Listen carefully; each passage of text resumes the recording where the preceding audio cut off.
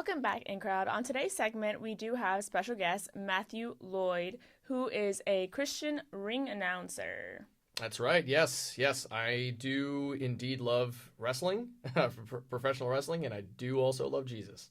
Okay, and what made you decide to get into wrestling? Like, that's a very niche hobby to have, so what made you get into it?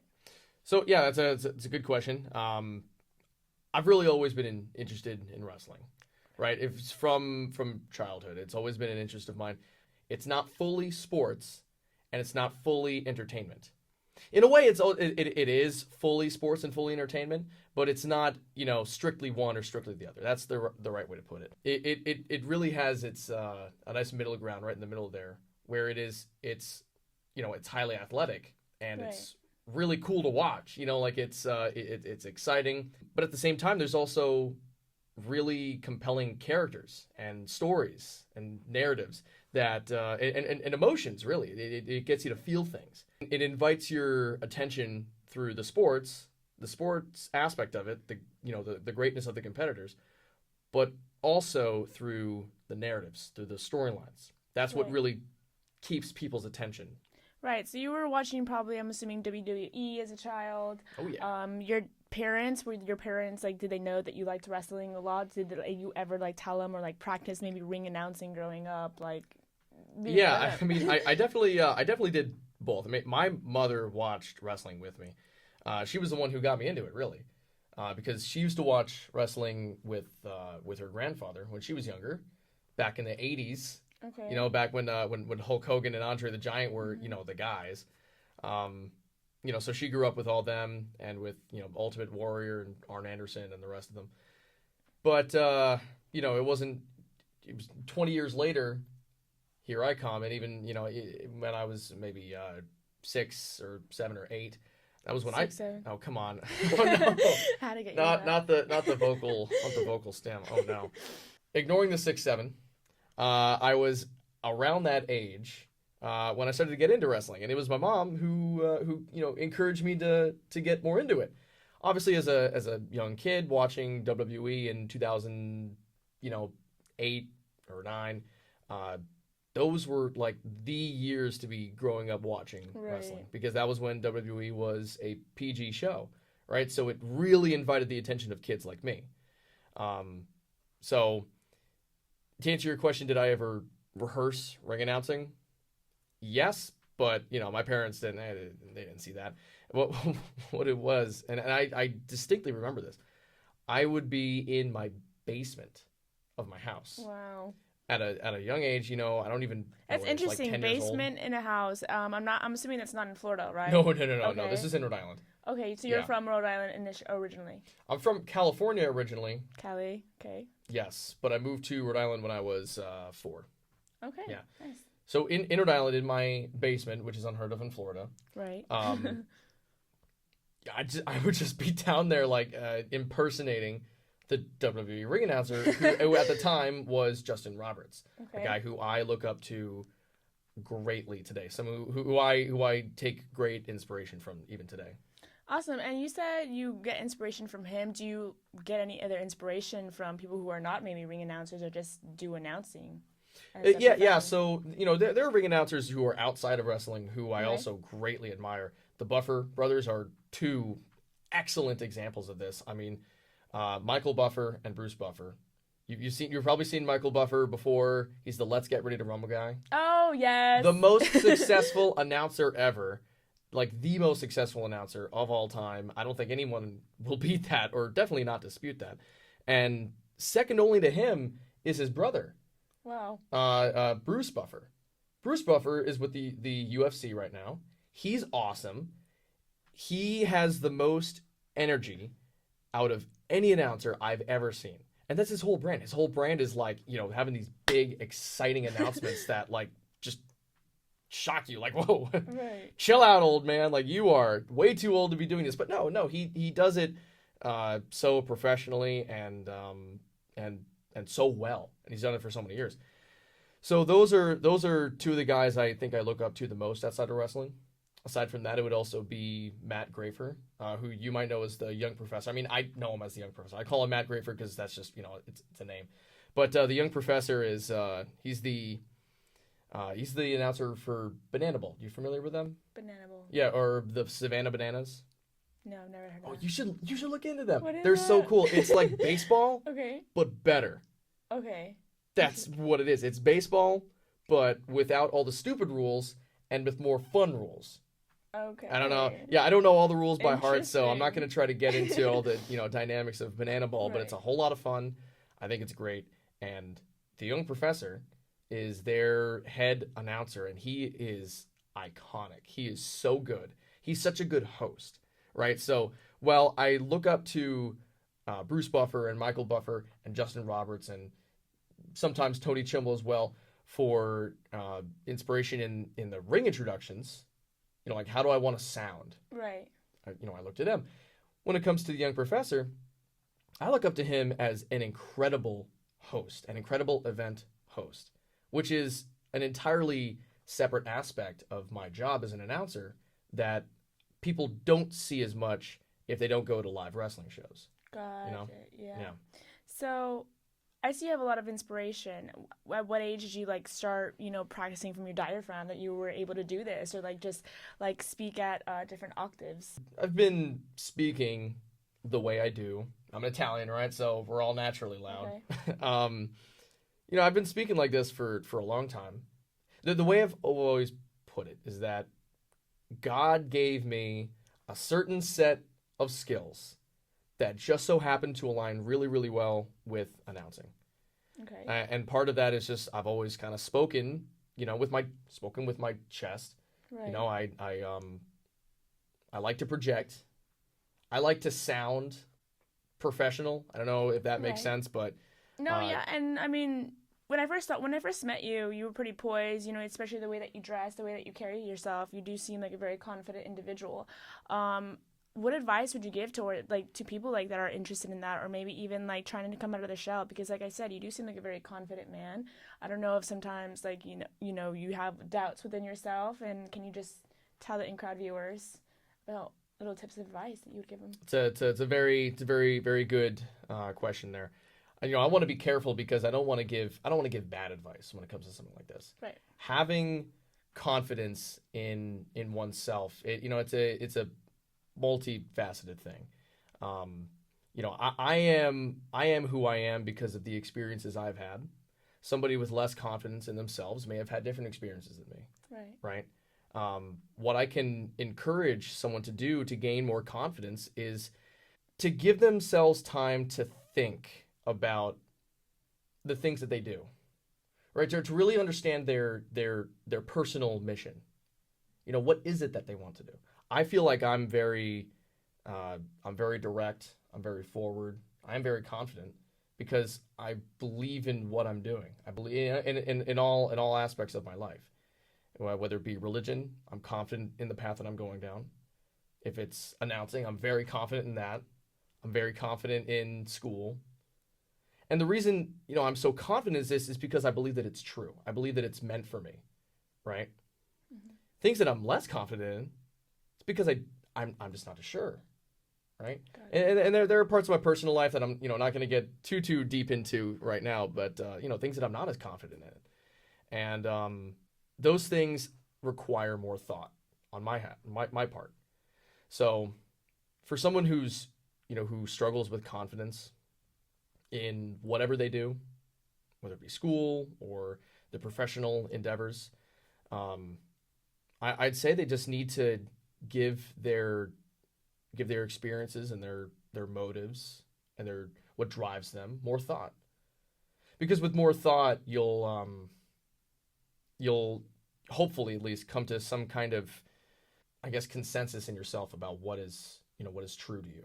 Right. Or Right? what Like is important. yeah, what are you meant for? What are you Your built for? purpose What's your in life. purpose? Yeah, Exactly. there we go. Yeah. See, not everybody has that sense of purpose. And I don't have a full sense of purpose. Like I feel I definitely do have a sense of purpose. Don't get me wrong here. But the things that I've really put my head to, put my thoughts toward, I do feel a little bit more confident in that because I think that I think I've found the things that I'm good at. Okay. That's great. And I'm assuming, based on your answers as well, that you do have a strong support system at home with your family or maybe your friends. Talk to me a little bit about that. Yeah, I definitely do. My parents are my two biggest supporters on the planet. Nobody will ever beat them in terms of their support for me. Whether it be in announcing, you know, they come to all my big shows, whether it be in school. They're very proud of me, and I'm proud of them. I'm proud to have them as my parents. If you're watching, mom and dad, hello. Hi.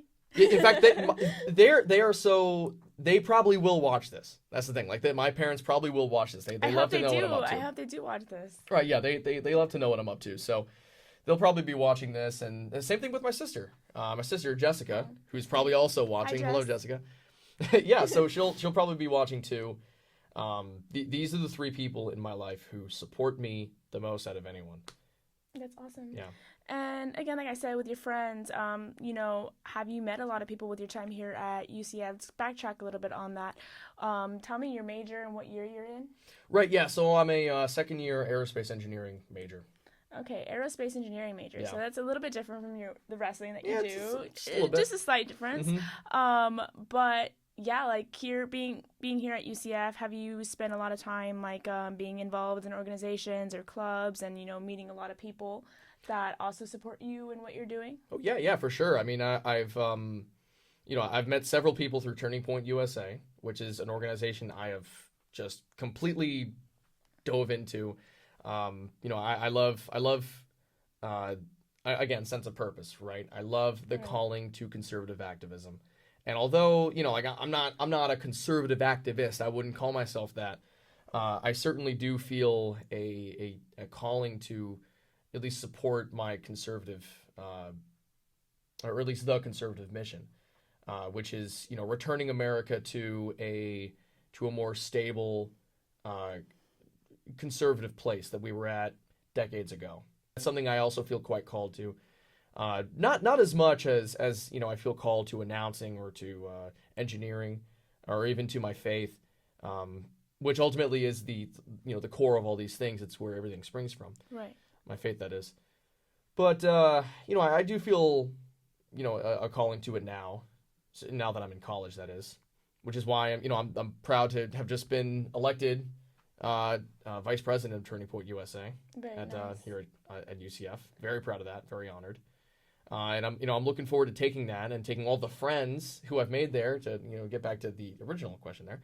Um, taking that and turning it into a powerhouse on campus of just a place for conservatives to be with one another and to express their views and to invite people in and just be together as conservatives.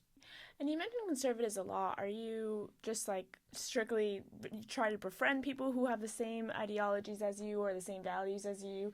Are you like kind of like uninterested in getting to know, I guess, somebody else in the opposite spectrum of you?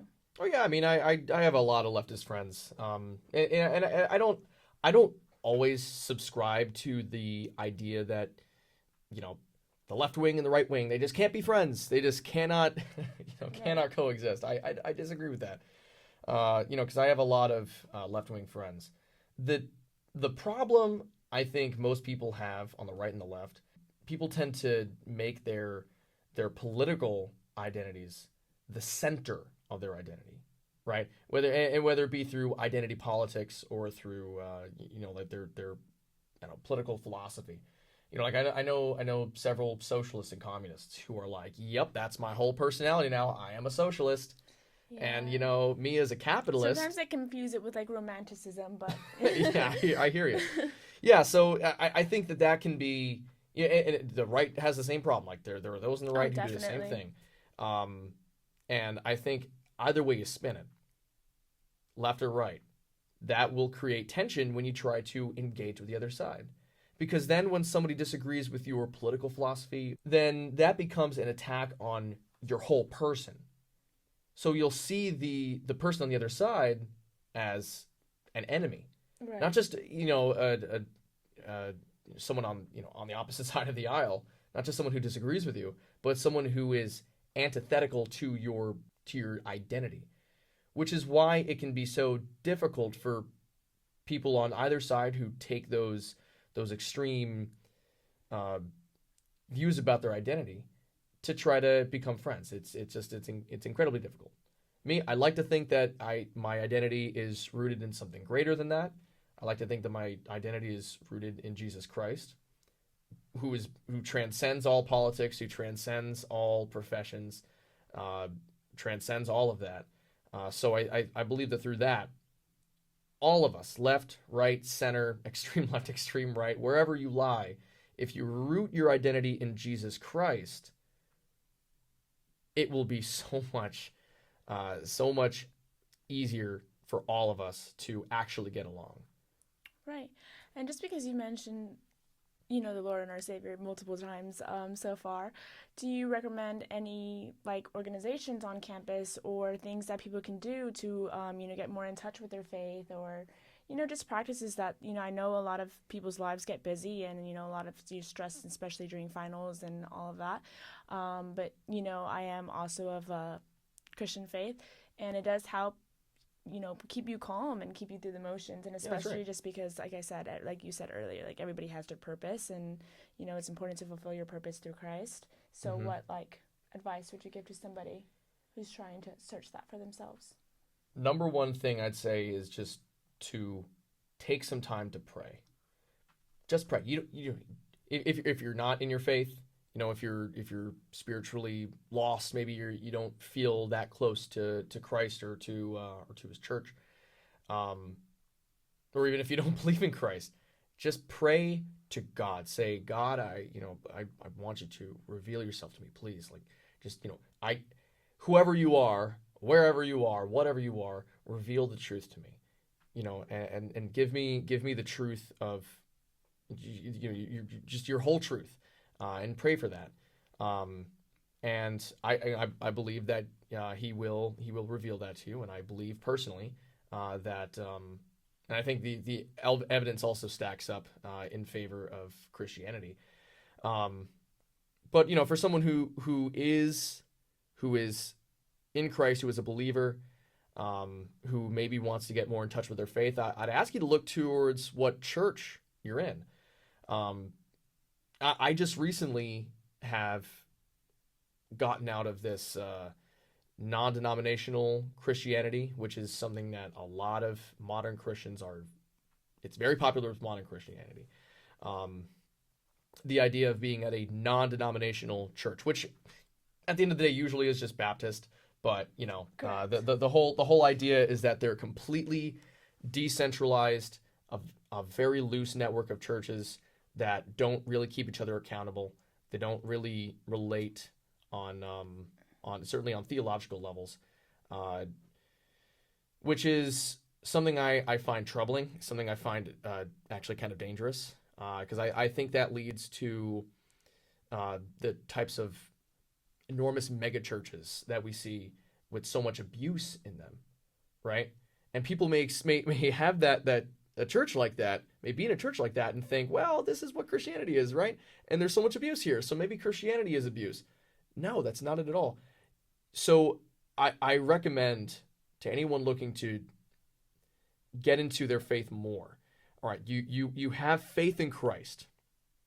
You have um you have belief, you have faith. Maybe you've been baptized. I would look towards his church.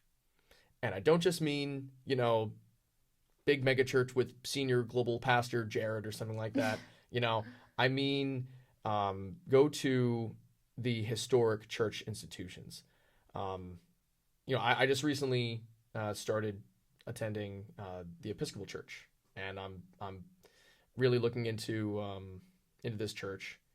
Really looking into. In fact, I'm actually probably going to be received in the church, which is kind of like confirmation, but Correct. Mm-hmm. for someone who's already been confirmed. I grew up Catholic. For those of you who can probably already tell that by by the Right. fact that I'm Italian and the fact that I just said that I'm going to be received into the church, not confirmed. So I can recommend the Episcopal Church for all of its flaws, but I can definitely recommend it. But whatever route No, you go down. just to pause on that, what made you like decide to pick that church, or that was the right decision for you in your faith? Sure, the Episcopal Church. Yes. Yeah, so it's several reasons really. I'd say first and foremost is the sacraments, right? Non-denominational Christianity, which is what I was involved in. Same thing with Baptist. All evangelical Christianity has a very low view of the sacraments, which is a problem because our Lord instituted the sacraments. He instituted the Lord's Supper. He instituted baptism, and throughout the Bible is very consistent on the salvific nature of these two things of the sacrament of the Lord's Supper, of communion, and of baptism, right? So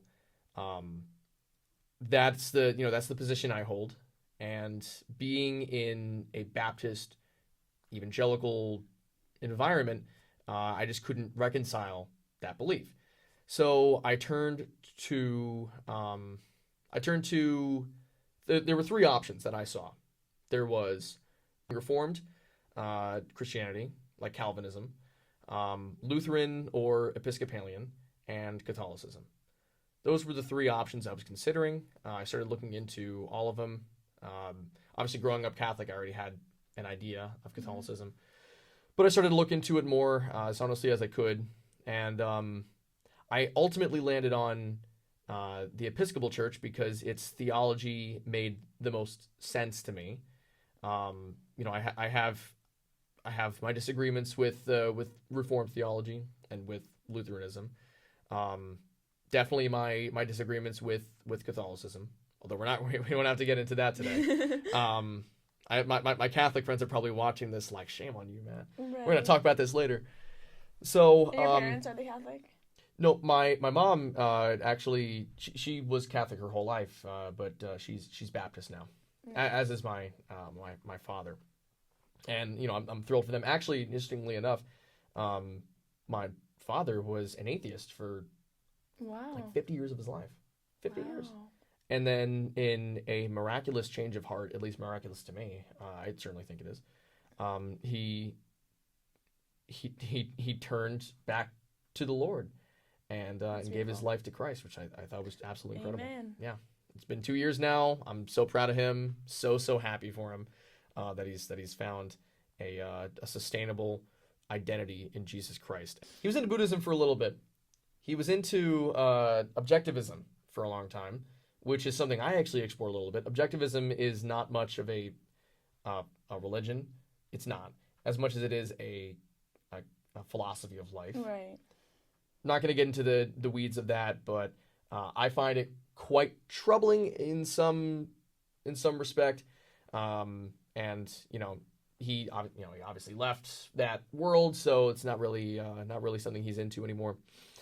I think I should just also just applaud you. That's pretty amazing that you're just, it goes to show you that it all depends on like the man or the woman looking in the mirror, because you just said that your dad was an atheist and you probably already had found maybe some sort of connection to Christ without, like, I guess, having the influence of your dad or somebody else. So well, yeah. I definitely think there was an influence of my father, who at the time was an atheist and objectivist. And that's not to say that he led me away from Christ, because he didn't. Right. I listened to his. He wasn't like trying to take me away from the church or anything like that. He never did that. But what his influence as my father, and certainly as an influential man in my life, it I don't know, it just told me that there was something else out there. And interestingly enough, this is what led me out of Catholicism in 2021 or 2020 actually, because all the churches closed down due to COVID-19, and so I had to go find another path, and atheism was one of the paths I considered. Well, maybe this God thing just maybe it's not right. Maybe there's just too much wrong with it. I don't know. I can't believe it. God isn't real. Maybe that's an option. I very quickly got out of that because I very quickly realized, like, all right, no, there is. There's got to be something. There's got to be an explanation for all of this that goes Right. beyond just like, oh, well, it just happened. It just Yeah. appeared, Big right? Bang. Yeah. Well, Big Bang. See, the Big Bang Theory actually supports theism over atheism, right? Because Yeah. the Big Bang says that the universe has a beginning. Right. The universe has a beginning, right? Exactly. The Big Bang, right? Bang. Who did it? Who did the Big Bang, right? Or what caused the Big Bang? You can't just say nothing. You can't just say, oh, it just happened spontaneously, right? So, that was what again. I don't want to get into the weeds of my arguments against atheism there, but yeah. So I definitely had an influence of my father at the time, but I stayed rooted in my Christian faith. Yeah. And that took me down a very interesting road down evangelical Christianity, non-denominational Christianity. Um, but to get back to what I was saying about the Episcopal Church, I found that its view of the sacraments just made the most sense to me. Um, its view of the church of ecclesiology just made the most sense to me. Um, Especially when you look at the early church, right? I think the Episcopal model for a church, which means that um, it's headed by an episcopate of bishops, right? There is no it's not papal where there's one bishop with jurisdiction over all the other bishops, right? Right. There is an episcopate of several bishops within the church who lead the church, Got it. and maybe like in the Episcopal Church there is a presiding bishop who is like the first among equals, you could say. Okay. But he's not the Pope. It's Got the it. same thing with the Archbishop of Canterbury in the Church of England, which is where Oh. the Episcopal Church Yeah. comes. Yeah. So the Episcopal Church is Anglican, Yes. right? Hmm. So the the Archbishop of Canterbury is kind of the same way. That makes sense now. It's presiding bishop, right? Presiding bishop.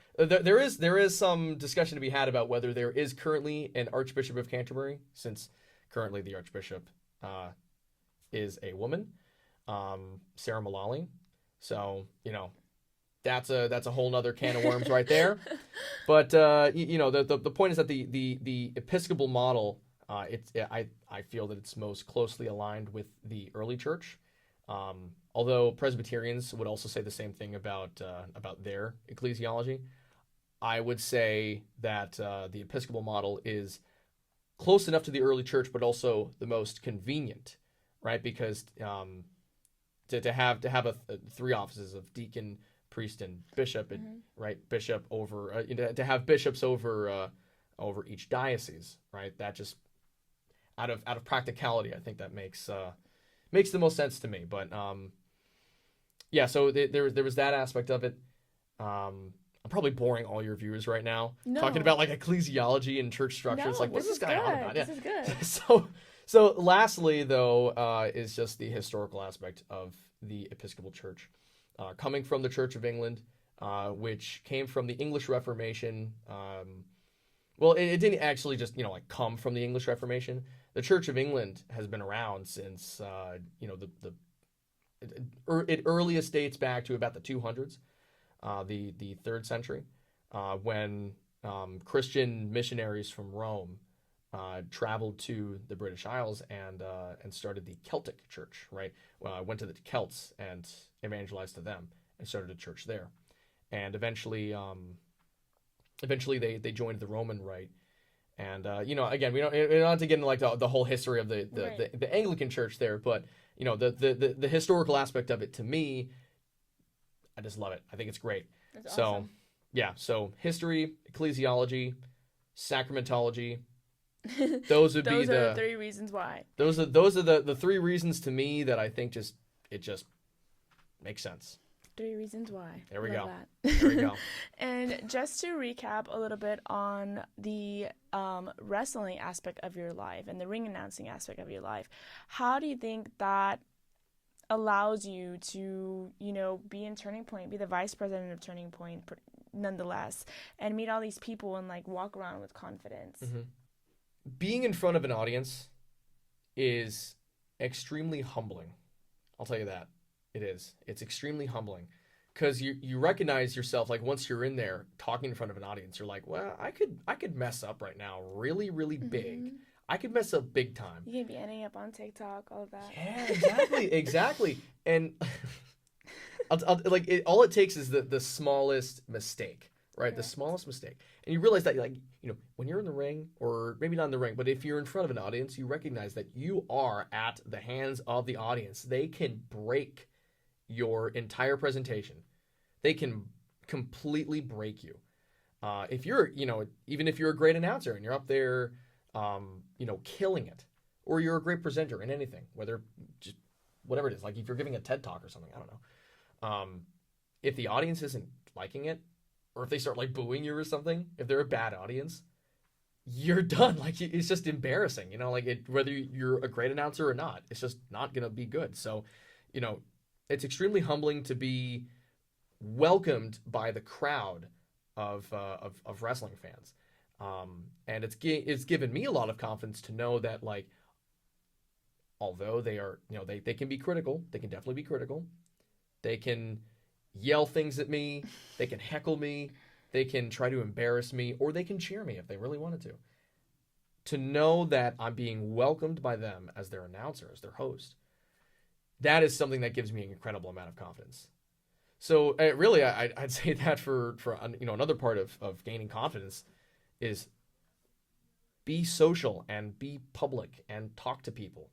That's huge. It really is incredible. I mean, like I've been in leadership positions in high school, or even in middle school for years. It's been years since I started leading people in various roles, or speaking in front of people, and that has been probably the sole. I don't want to say this, the sole source of my confidence, but it's provided a lot. It's affirmed in myself that I am someone who's trustworthy, at least a little bit. I'm not gonna say like fully trustworthy, but it's helped me realize that at least I am a little bit trustworthy. Because all these people, all these wrestling fans, are just welcoming me in as their announcer, Right. which is a humbling and wonderful thing to me. So there's And that. have you ever been booed on stage or Yup. anything like that? How did you respond to that? You just got to take it like it is.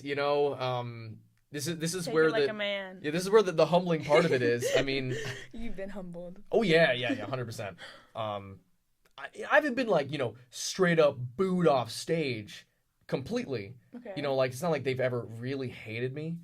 But I'll give you for instance, I've done Spanish speaking wrestling shows. Okay. So you speak Spanish? No. Oh no. No, which is the problem, all right? Because like I'll be up there, I'll say the following contest is set for one fall, and the whole audience will be chanting "Habla español" at me, and I'm like sitting there like I don't know what to say, I don't know what to do. Oh my. It happened just this weekend. I was at All Combat Wrestling, which is primarily Spanish speaking, and several of the audience members in the front were chanting at me "Habla español." Oh, lost. It's that wasn't even the worst time. Like this Saturday when that happened, that wasn't even the worst. I've been to shows where like they would not let me speak without screaming, "Habla español" at me. Oh my god. Because these Spanish wrestling fans, at Ultimate Champion promotions or IWA, maybe not IWA, but yeah, because I've never announced for IWA, which is another Spanish speaking promotion, but some of them know me. Or All Combat Wrestling or Lionheart Wrestling Association. These are Spanish speaking promotions, and I've worked for all of them except for IWA. And they know me as an English speaking announcer, right? So they've all seen me. So they know that when I get up there, I'm not going to be speaking Spanish. Right. Right. Right. So that can be And that's can be quite scary. interesting because like the fact that they could probably find somebody who speaks Spanish and who can be ring announcing, but they choose to select you. I mean, that's pretty incredible. Yeah, it's an honor. It's an honor for sure. That's why I'm so thankful for All Combat Wrestling. They're the ones who I still work with today. Okay. Other promotions that I've worked for, they've gone and found other people. UCP, Ultimate Champion Promotions. I don't want to talk bad about any promotion here, but the promoter owes me money, so maybe that's why I don't. Maybe that's why he didn't call me for his latest show. But water under the bridge, all That's right, okay. Anthony. Right? They're gonna double it now. After watching this. Yeah, double it. Yeah, Double yeah, it after exactly. watching this video. Yeah, I like that idea. So Um, yeah, there's that, and Lionheart. They probably got a Spanish-speaking announcer because he speaks Spanish, and I respect that totally. I respect that completely. All Combat Wrestling, though, I'm extremely grateful for that company, and I think I'm gonna have a great future with them because they do want to expand to a more English-speaking audience, right? They want to create a better product for everyone, not just their Spanish-speaking audience. Does that right. make sense? Yes, it Yeah. does. And how do you usually get booked for these, ring announcing events? Are you usually out like scouting these people out first? I mean, probably you had to do that in the beginning, or like now, do you get a lot of people that are inviting you to these wrestling promotions that they're having? So most people in wrestling are going to get booked because they know someone, or at least Okay. most announcers are that way. I can tell you that. I'd say most of my bookings have been through just word of mouth. People who I know hyping me up. Although I have promotional material on my social media, which I've made myself, and I think it looks good, and I like to make more of it. I like to put it out there and just tell people what I'm up to, or tell people how they can get in contact with me or book me. Most of the time, people want to book me because they've heard good things about me. They've Right. heard good things about my work, which makes sense. No, definitely. And since you've have all of this on Instagram and have pretty quite a lot of views now, and I've seen your reels, you're really good and talented, so commend you on that. Have you thought about seeking out a talent agency maybe, or like a manager of some sort? I have certainly considered it. There, not a lot of talent agencies are looking for hosts or Right. announcers or anything like Okay. that. But I've considered certainly modeling and stuff like that. Certainly looked for a talent agency. It's hard to get involved though. It's hard to get um, into these businesses. Uh, Really, I think I need to find a small one to get into first, which is itself a challenge because how do you look for the when you're looking for a talent agency, you're really going to find a lot of the big ones. Right. Finding a smaller one is kind of tough, but I don't know. So if there's anyone out there who knows a talent agency, a small talent agency, let me know. Right. Or any management team. I'll take it. I'll take Awesome. it. I need good representation Yeah. for sure. So as of now, you're just doing everything yourself, like everything on Instagram, your reels, your photos, those sorts of things. Yeah. I mean, I design all my own graphics, and I love Wow. designing graphics. I think it's something I definitely feel like I'm at least okay at. Yeah, I'm sure you'll be putting Yeah, you are. yeah, you'll And be putting now. something on the screen here. Yep. You're gonna see all of So that on the screen. you can Look, see out guys. here. I don't know. You tell me. Does it look good? Does it look fine? Any improvements I can make? I don't know. So yeah, love to make those. I've been making those for a while now, and I don't really see myself stopping. I Okay. don't really see why I would, because I like my style. I like my own style. I don't really feel the need to give that aspect of it to anyone unless it really becomes too much to just make my own, which I'd be fine with. But I don't know. No, your style is good. It's just It's really put together. well, thank you. Yeah. It's very you. It doesn't look like too fake or too like alter ego-ish. It's really original. I like it. I do find it interesting that you said alter ego because, I feel like my online personality as a ring announcer. I feel like when I meet people, I give off those vibes, but they wouldn't expect it. So then when they see my Instagram, they're like, who is this guy? Like, what do you mean he's a wrestling ring announcer? What are these? Yeah. What is he doing in a nice suit in a wrestling ring? That makes no sense. So there is that. So when I give people my Instagram, it's like I kind of expect them to have some questions about it. Like, what do you do? What is it that you And do? then I don't understand it. aerospace engineer. Well, yeah. I mean, that's the stuff I mostly keep off of Instagram. Right. On my LinkedIn, it's crazy. My LinkedIn is No, insane. yeah, it's so crazy. LinkedIn and Instagram platform, Yeah. two different people. No, well, actually, I try to keep Instagram and LinkedIn kind of close together because that's where I Okay. promote myself as an announcer too. Okay. Okay. Because on there, that's where all the WWE people are. That's where the AEW people are. Wow. On LinkedIn. Right? Yeah, yeah, of course. Oh Oh yeah, yeah. wow. Oh yeah. Like that's where all the real wrestling professionals are. Okay. Why? Because wrestling, like I said earlier, to get back to our original conversation, it is entertainment. And so you'll get producers and writers who work for TNA, for All Elite Wrestling, to for WWE, and they'll be on LinkedIn. And they'll look for people on LinkedIn for people to hire. At least they'll pay attention to it for sure. I'm connected with a few producers from WWE and Wow. AEW on Awesome. LinkedIn, right? It's people who I may want to send my demo reels to, You stuff should like that. definitely Yeah, send those demo reels for sure. yeah. So, which I need to do better about, but that's a separate issue. So, yeah. So LinkedIn it's also a great platform for that, definitely. And I try to keep it looking mostly the same. The problem though is that on LinkedIn I also have to promote myself as an engineering student, Yeah. as a professional welder, which is something I do for work.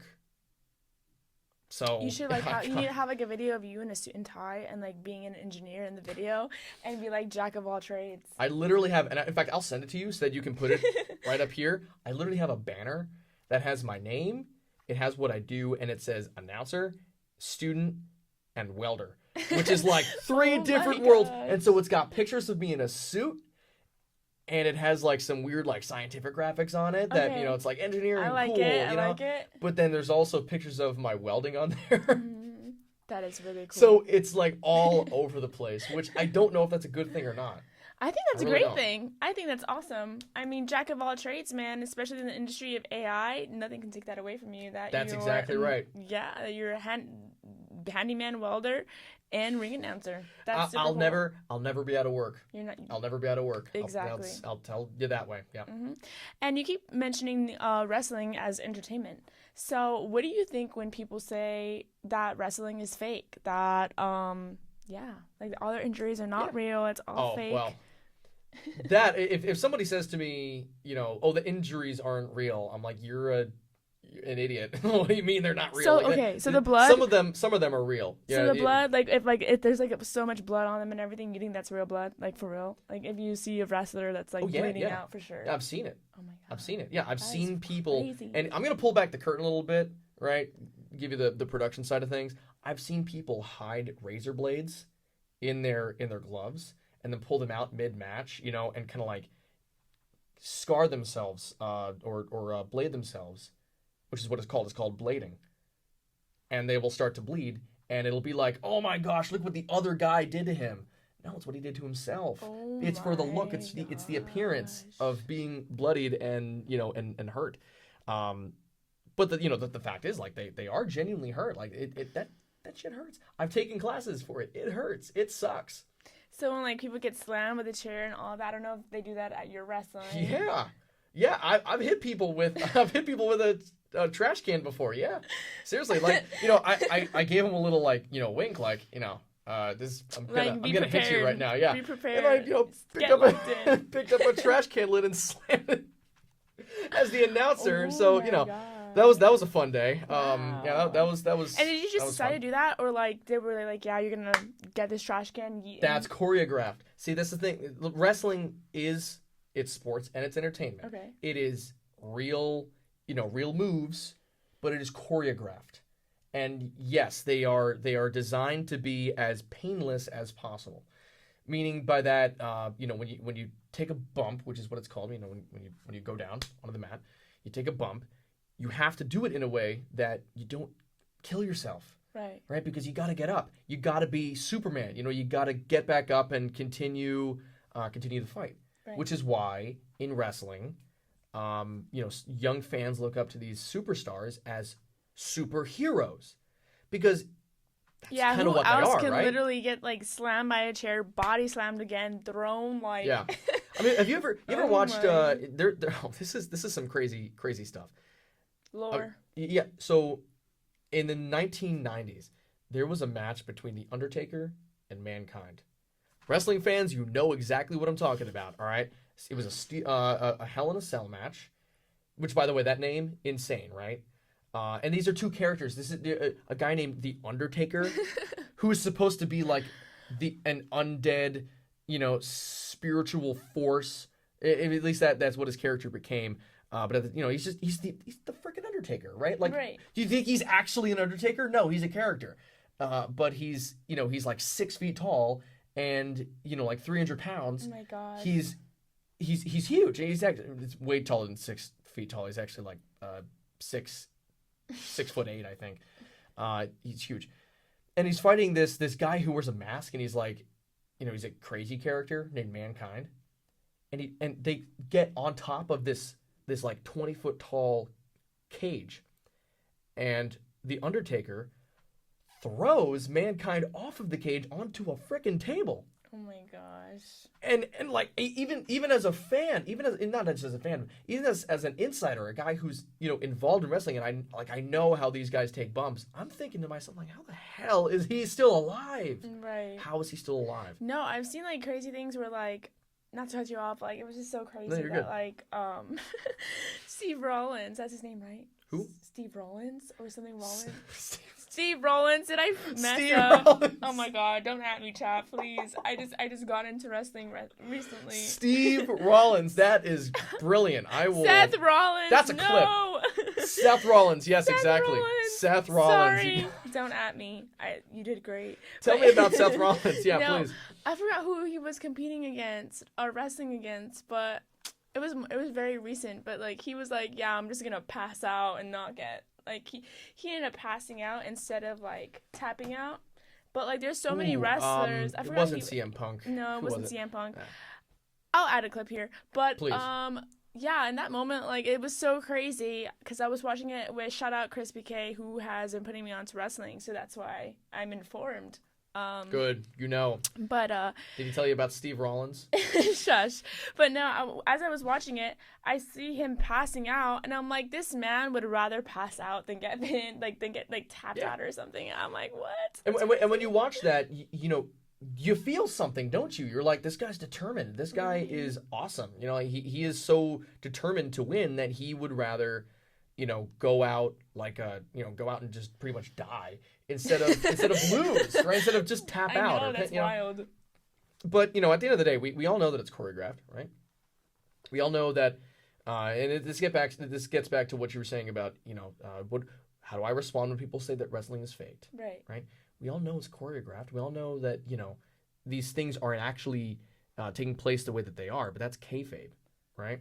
It's that's the idea of staged events being portrayed as real or true, right? It's kind of like American politics, right? Wow, Connection the there. irony. Yeah. So that's what wrestling is. And at the end of the day, like, although we know it's choreographed, we know it's staged in a sense, we still watch it because we're interested. Just like politics. When you go to watch Doctor Strange, do you really think that there is a magician in New York City who just opens portals and saves the world from all sorts of spiritual evil? No, absolutely not. Obviously not. Obviously, it's fiction. It's a work of fiction. You know that it's it's a film. It's the same thing with wrestling. Yeah, it's staged. Yeah, it's choreographed. But who cares? Like, we're just having fun.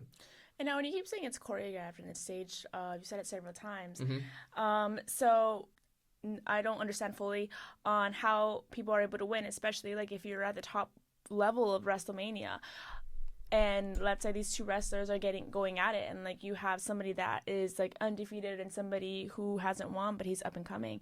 How do they really decide that they want to win? Like, what? Let's say like somebody else is like, no, like screw that, I want to be the champion. Like, can they ever like be like, yeah, they said you were gonna win, but screw you, I'm winning now? Like, has there ever been any like situation like that? So something like that actually has happened before. In 1997, I believe, there was an incident known as the Montreal Screwjob. Great name, right?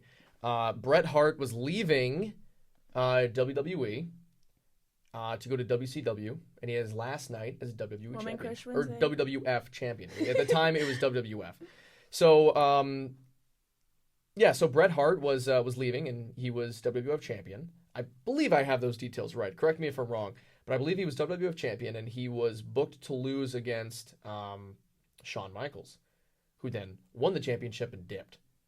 Bret Hart was not interested in losing, so the whole disagreement was on who's going to win. Is he going to leave as the champion, or is he going to leave as just as Bret Hart, not the champion, and leave with Shawn Michaels as the champion.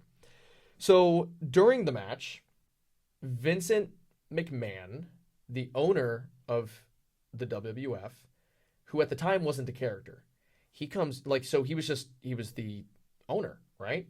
And people knew him as a commentator, if anything. They didn't know him as the head guy, as the chief. Right. He comes storming down to ringside, and fully real. He calls for the match, and he kind of calls for the referee to just end the match. Shawn Michaels gets Bret Hart in a submission maneuver, and although Bret Hart doesn't tap out, Shawn Michaels wins the match. The referee calls for the bell, even though Bret Hart didn't tap out. If he had tapped out, right, then that would have been one thing, but he didn't. He got screwed, and what followed was a very awkward, very awkward encounter between all the guys, and this happened in Montreal, Quebec, Canada, which is where Bret Hart's from, right? Wow. So in his hometown, Shawn Michaels, who is just being a total jackass, insults all the Canadians, desecrates their flag. He comes out, wins the championship, and leaves. The referee who called for the bell, he immediately gets out of the ring and leaves. Bret Hart is the only one left in the ring, and he's talking to Vince McMahon down at the bottom, having an argument, and Bret Hart spits down at him. Spits down at the owner of the company he's currently still employed for. Spits at Vince McMahon. Yeah. Crazy. Insane. And so that is a high-level example of what happens when someone doesn't want to lose. But at the end of the day, like I said, it's choreographed. And I want to explain that though, because I don't want to just sit here explaining the Montreal screw job, because that's only one thing. If someone did that today, they would just be fired. In fact, Bret Hart would have been fired for doing that anyway, but he was already leaving, right? So today, if someone does that and they're still employed, they're just gonna get fired. Whatever. How do the producers, how do the bookers decide who's winning? It's all narrative, right? There's a narrative, there's a story that people in wrestling want to push and want to put forward. Right. And so whatever the story is, whatever component of a story will be conducive to some end, that's what is going to be chosen. That's what's going to happen.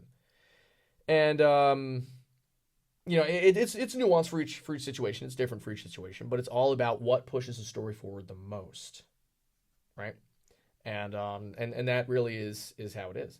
And I've seen wrestlers backstage planning, their entire match. Right. They'll be talking just like we are right now, but they're pretending like all right, and then I'm gonna hit you. Exactly, and then I'm gonna smash you. And to then the you TV. go back. Yeah, exactly. And then you're gonna go back or under I'm the gonna ropes, curse and then you. yeah, exactly, and then come up and clothesline me, Yeah. and then I'm gonna be down. I'm dead. You go to pin me. I'm gonna get back up, and then I don't know, that shooting star press, something like that. Okay. They will choreograph their whole match, sometimes without even getting in the ring, and they just know what they're gonna do. Some of it is. Sorry, go ahead. No, it's all you. Go ahead. So, but then you have, just because it's on the same topic, but then you have people like how you're saying that they're practicing it backstage, okay, this is what's going to go down. But then you have people like CM Punk and Roman Reigns, for example, that were just wrestling on Sunday night on WrestleMania. And they just they seemed like they absolutely despise each other. At least of all of the, Monday Night Raw matches leading up to WrestleMania, I mean, mind you, they didn't have a match every single time, but getting people riled up for WrestleMania. But in that type of situation, do you think that they're really hating each other? Do you think it's for the show? Do you think that any of these people are actually despise each other in the wrestling realm? I'll just counter that with a question, or answer it with a question. When you are working with someone, like, let me just ask you first. Where do you work?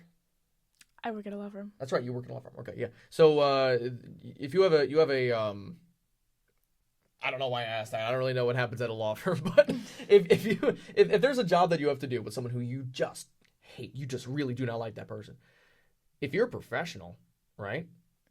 Then are you going to work with that person as a professional, or are you going to let your emotions take control and you're just going to go off, whatever you're supposed to be doing, you're just going to do something else to spite the person who you're working with? Is that what you're going to do, or are you going to be a professional?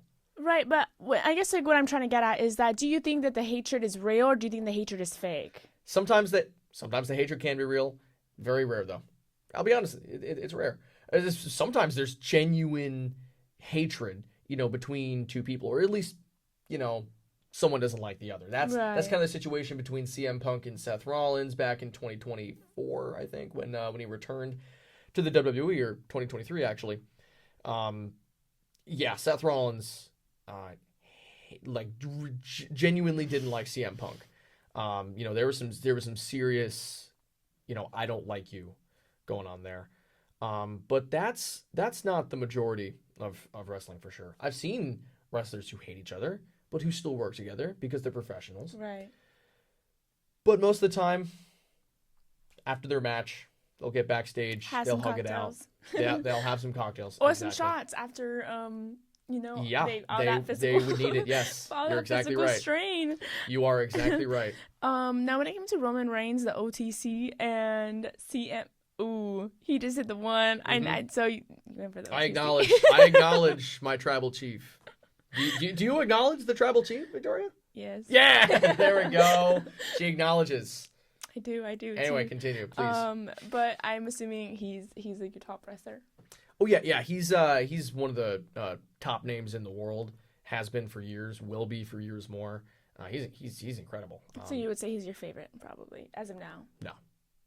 Who's your favorite right now? My favorite right now Like would be who's still CM the best? Punk. Okay, CM. Ooh. Yeah, my favorite ever would be The Undertaker.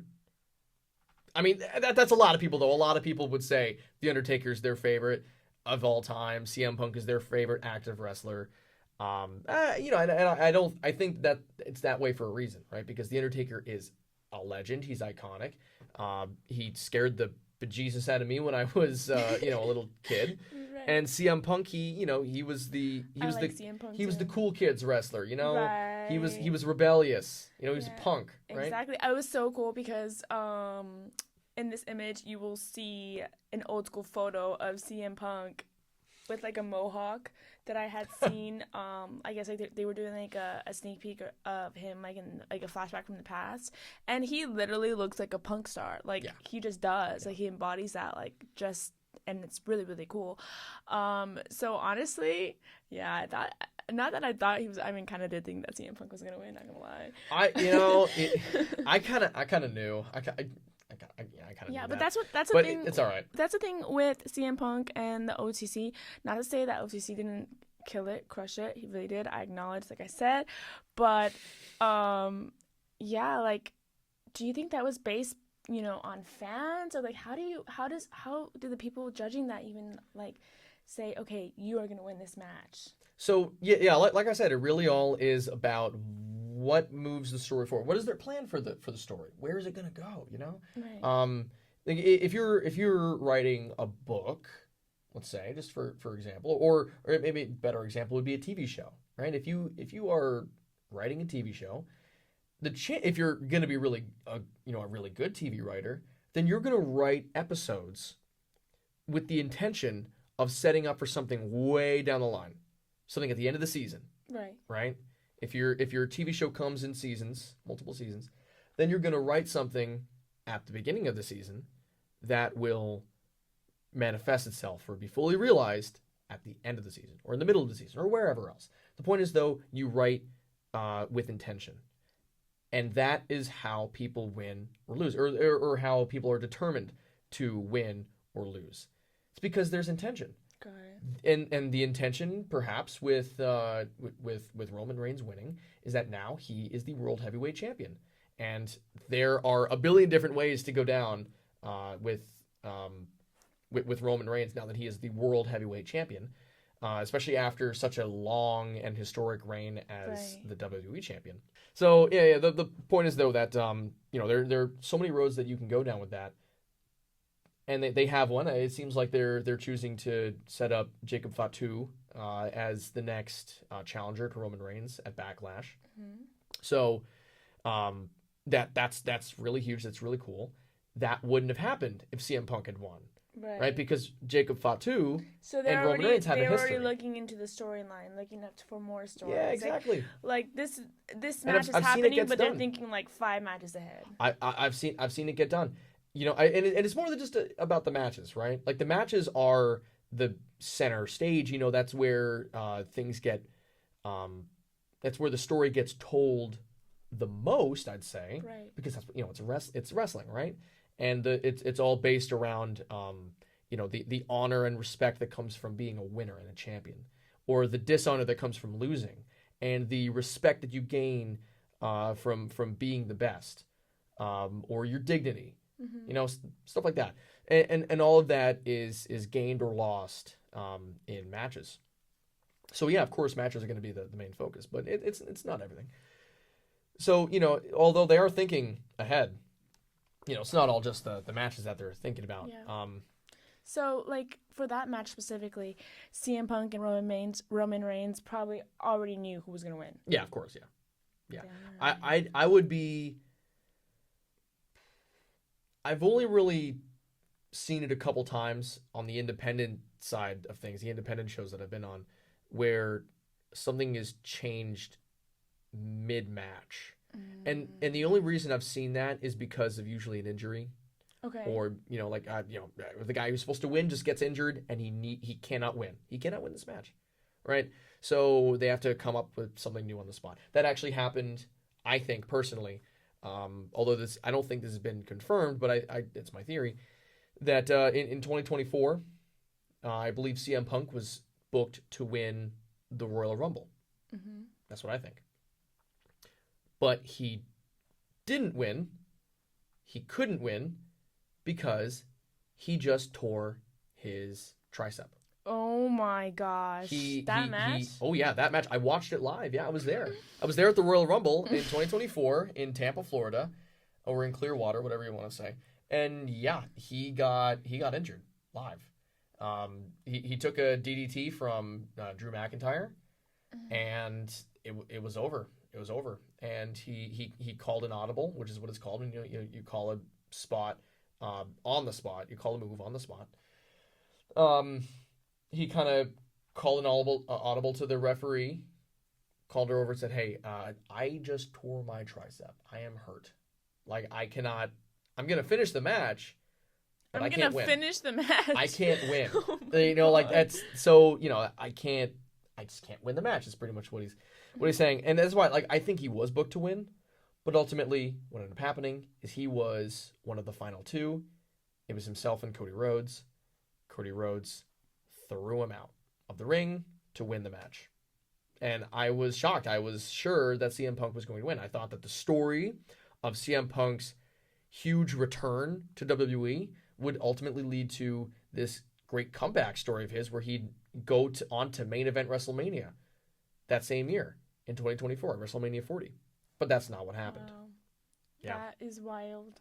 Oh my gosh, the fact Yeah. that you said that like he tore it and it was like, yeah, I'm just gonna keep going though. I'm like, Yeah. Yeah. That's what you're professional, right? So that's what you're supposed to do. You can't just say, right. oh, well, can't fit. I can't break, Yeah, I just I don't broke know. my wrist, Yeah, but yeah. it's alright. I'm The, gonna all right, keep the thing is, going. like, I'm gonna get body they slam can't more. break kayfabe just because they got injured, right? It's like if you're in a performance, you're a performer, you're trying to give people the impression that you are like a A genuine beast, a competitor. superhero. Well, Like he was I think saying. they're a beast. I think they're incredible. Definitely. But they're not like competing in the same sense that soccer teams Right. compete. So if you want to get the impression across that you're a real competitor, It's like, why would you just be like, all right, guys, sorry, time out. Yeah, every I can't five do this. seconds that you get You know, injured. you got to have the referee do that. But the referee isn't going to stop the Royal Rumble match. This is one of the biggest matches of the year with multiple people in it. The referee isn't just going to stop the match because of something like that. It's not happening. And would you ever consider, being a ring announcer at a professional level? Oh, I'm shooting for it. Okay. I am shooting Awesome. to become a professional ring announcer, full time. That is definitely the goal. I mean, although I'm in school for aerospace engineering, I know what I'm here for first. I want to make it big in that world. That's the goal. I love wrestling, as you can definitely tell. I'm sure all you guys Exactly. can tell.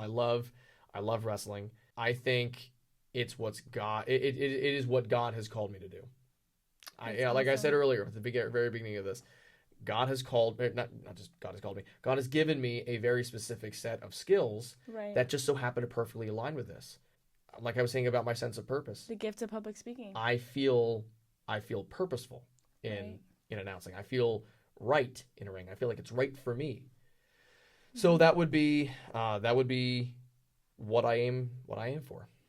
And you've taken zero classes, I'm assuming, for being a ring announcer. You Nope. just started practicing. When you practice, you like record yourself, ring announcing prior to these events. Like, what are you doing? Practicing in the mirror. Like, what are some practice It's mostly just tips you're doing?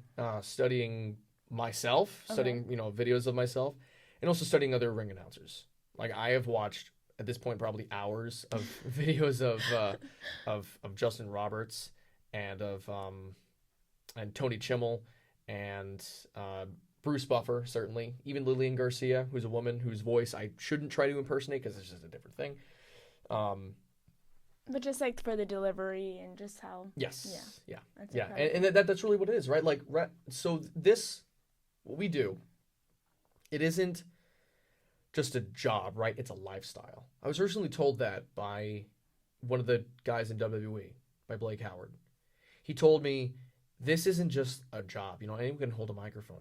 This is a lifestyle. Like you need to be studying this. You need to be in it constantly. And although I could be doing better with that, like I don't have all the time in the world to dedicate to wrestling. If I could, I would, but I just don't. That's not how things work. That's not practical. But when I am, when I have time dedicated to wrestling, I am I'm in it. Locked Like in. I have to be. Like I have no choice because it is part of my lifestyle. It is something I take very very seriously. Actually, And it seems like you're doing a lot between aero engineering, handling your own social media page to promote your wrestling, your LinkedIn, all of this stuff. Like, how do you have time, like, just for yourself, or like, what do you do to make you stay calm, or other hobbies that you have to keep you like afloat and just positive and the right track mm-hmm. to what you want to do and like focused. Yeah. So time management is huge. It really is. If you don't have a Google Calendar, get one. Like it's huge. It's so important just to keep yourself grounded really in Right. in, in what you're doing. Um, because if I tried to keep track of every single thing that I dedicate my time to, I'd lose my mind. I need to write it down. I need to keep track of it. And personally, I think Google Calendar or something online is just the best way of doing that. So I can highly recommend that for time management, but like just for keeping myself calm and grounded. Number one is prayer. Seriously, prayer. Go to church on Sunday. Rest on Sunday. Um, spend time with God and let him guide you. Right. That's huge. It's essential. I'd say that for anyone, whatever it is that you're doing, but certainly, for someone who's just constantly busy and who just doesn't seem to have enough time in the world to do all the things that they got to do. Um, Prayer and supplication and just asking God to guide you. It's huge. But hobby wise, I mean, I like to work out quite a bit. I spend about 2 hours at the gym every day. Well, Well, 5 days a week, so not every single day, but and that's huge. I mean, it's good for my brain. It's good for my body. positive endorphins. Yeah, just staying active. I've heard it said that mobility is the fountain of youth, Right. which is so good. It's so important, and I absolutely agree. Like I feel the best I've ever felt in my life now that I mean, I'm 22, right? So I'm supposed to feel that. I'm supposed to You're feel good. supposed to feel great. Exactly. But no, I think it's more than that because I know a lot of 22-year-olds who don't feel great. I know a lot of 20, 21-year-olds, 22-year-olds who don't take care of themselves, who eat like crap, who don't go to the gym, who don't run. Yeah. Right. And like they wonder why they feel like crap. It's because, they don't take care of themselves. So and that ultimately leads to all sorts of vices. And when you're in that kind of position, although it's very difficult, a lot of people will turn to nicotine, which I used to smoke. Like no shame. They'll turn to heavy drinking. Maybe they'll turn to something a little bit more serious, drugs, uh, other vices. Um, you don't need to turn to any of that. Turn to Christ first of all, but then look within. Like hold up the mirror, just examine yourself, right?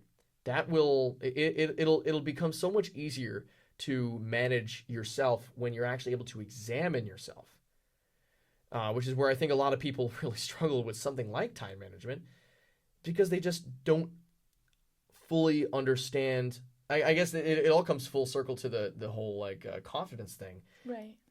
If you don't understand what you're here for and what you're doing, or who you are, what's your purpose, then trying to keep track of your schedule is just one of the things that will will you'll just lose track of. It's just one of the things that you won't stay on top of out of the many things. Right. And what are your next goals in life? What are my next goals? Very, very good, interesting Well, question. actually, let me add a little bit more context to that. So, aside from the ring announcer, I know you're an aerospace engineer, so or major as of now. So, I mean, what would you want? Why are you studying that in the first place? Like, what do you want to get into Yeah. that?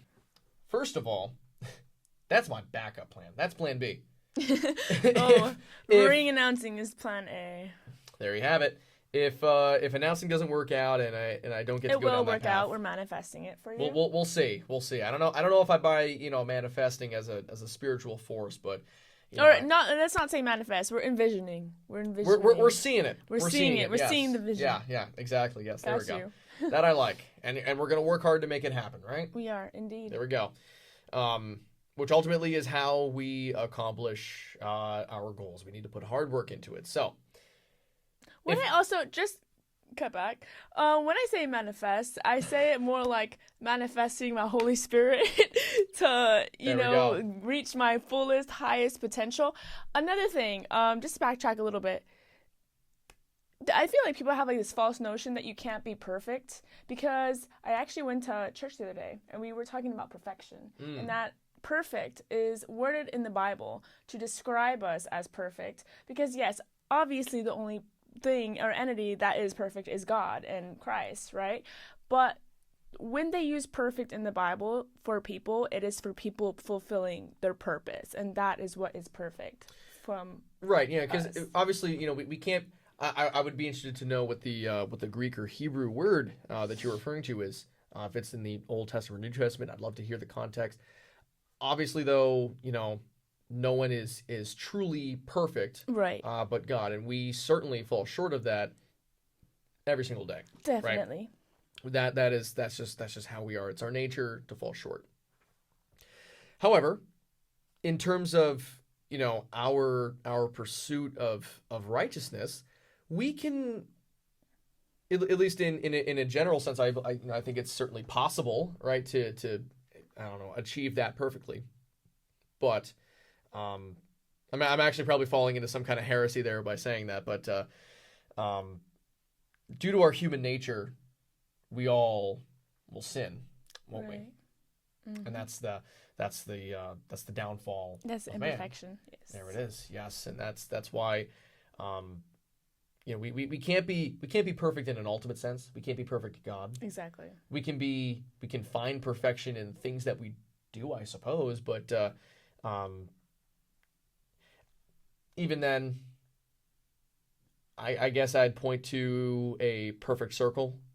It's never truly perfect.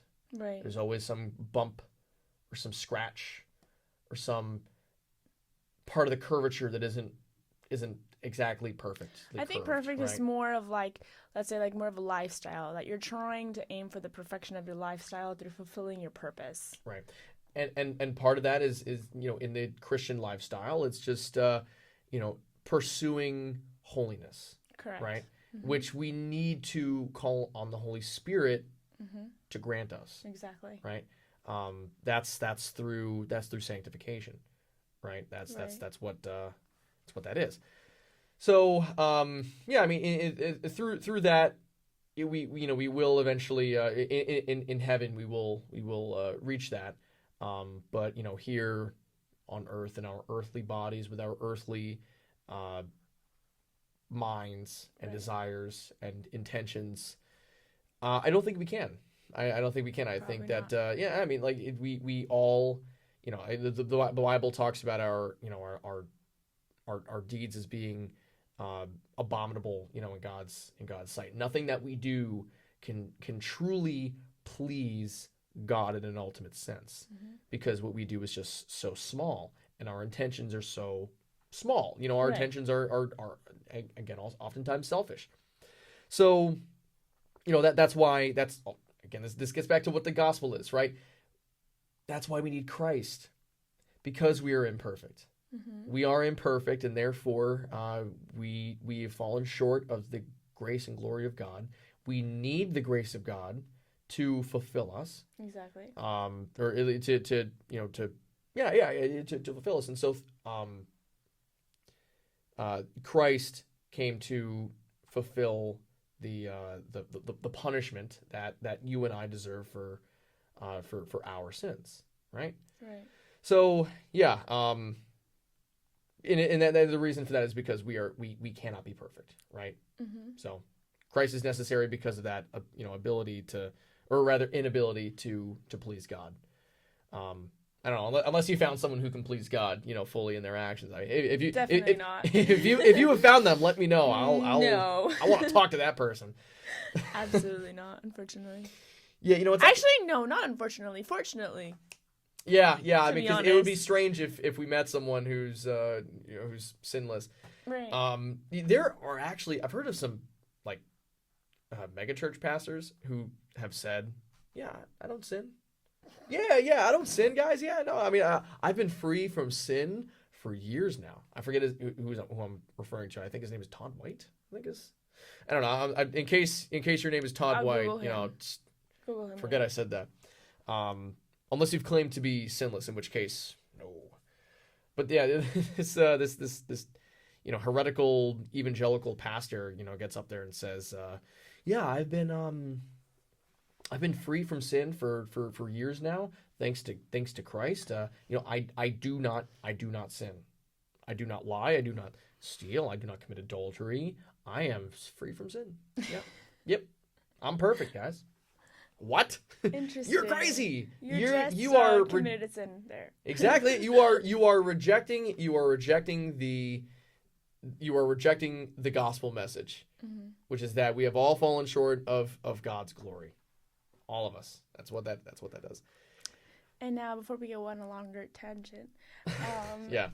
to rewind, backtrack on the Plan B aerospace engineering. Right. Yes. Yes. So yeah, aerospace engineering.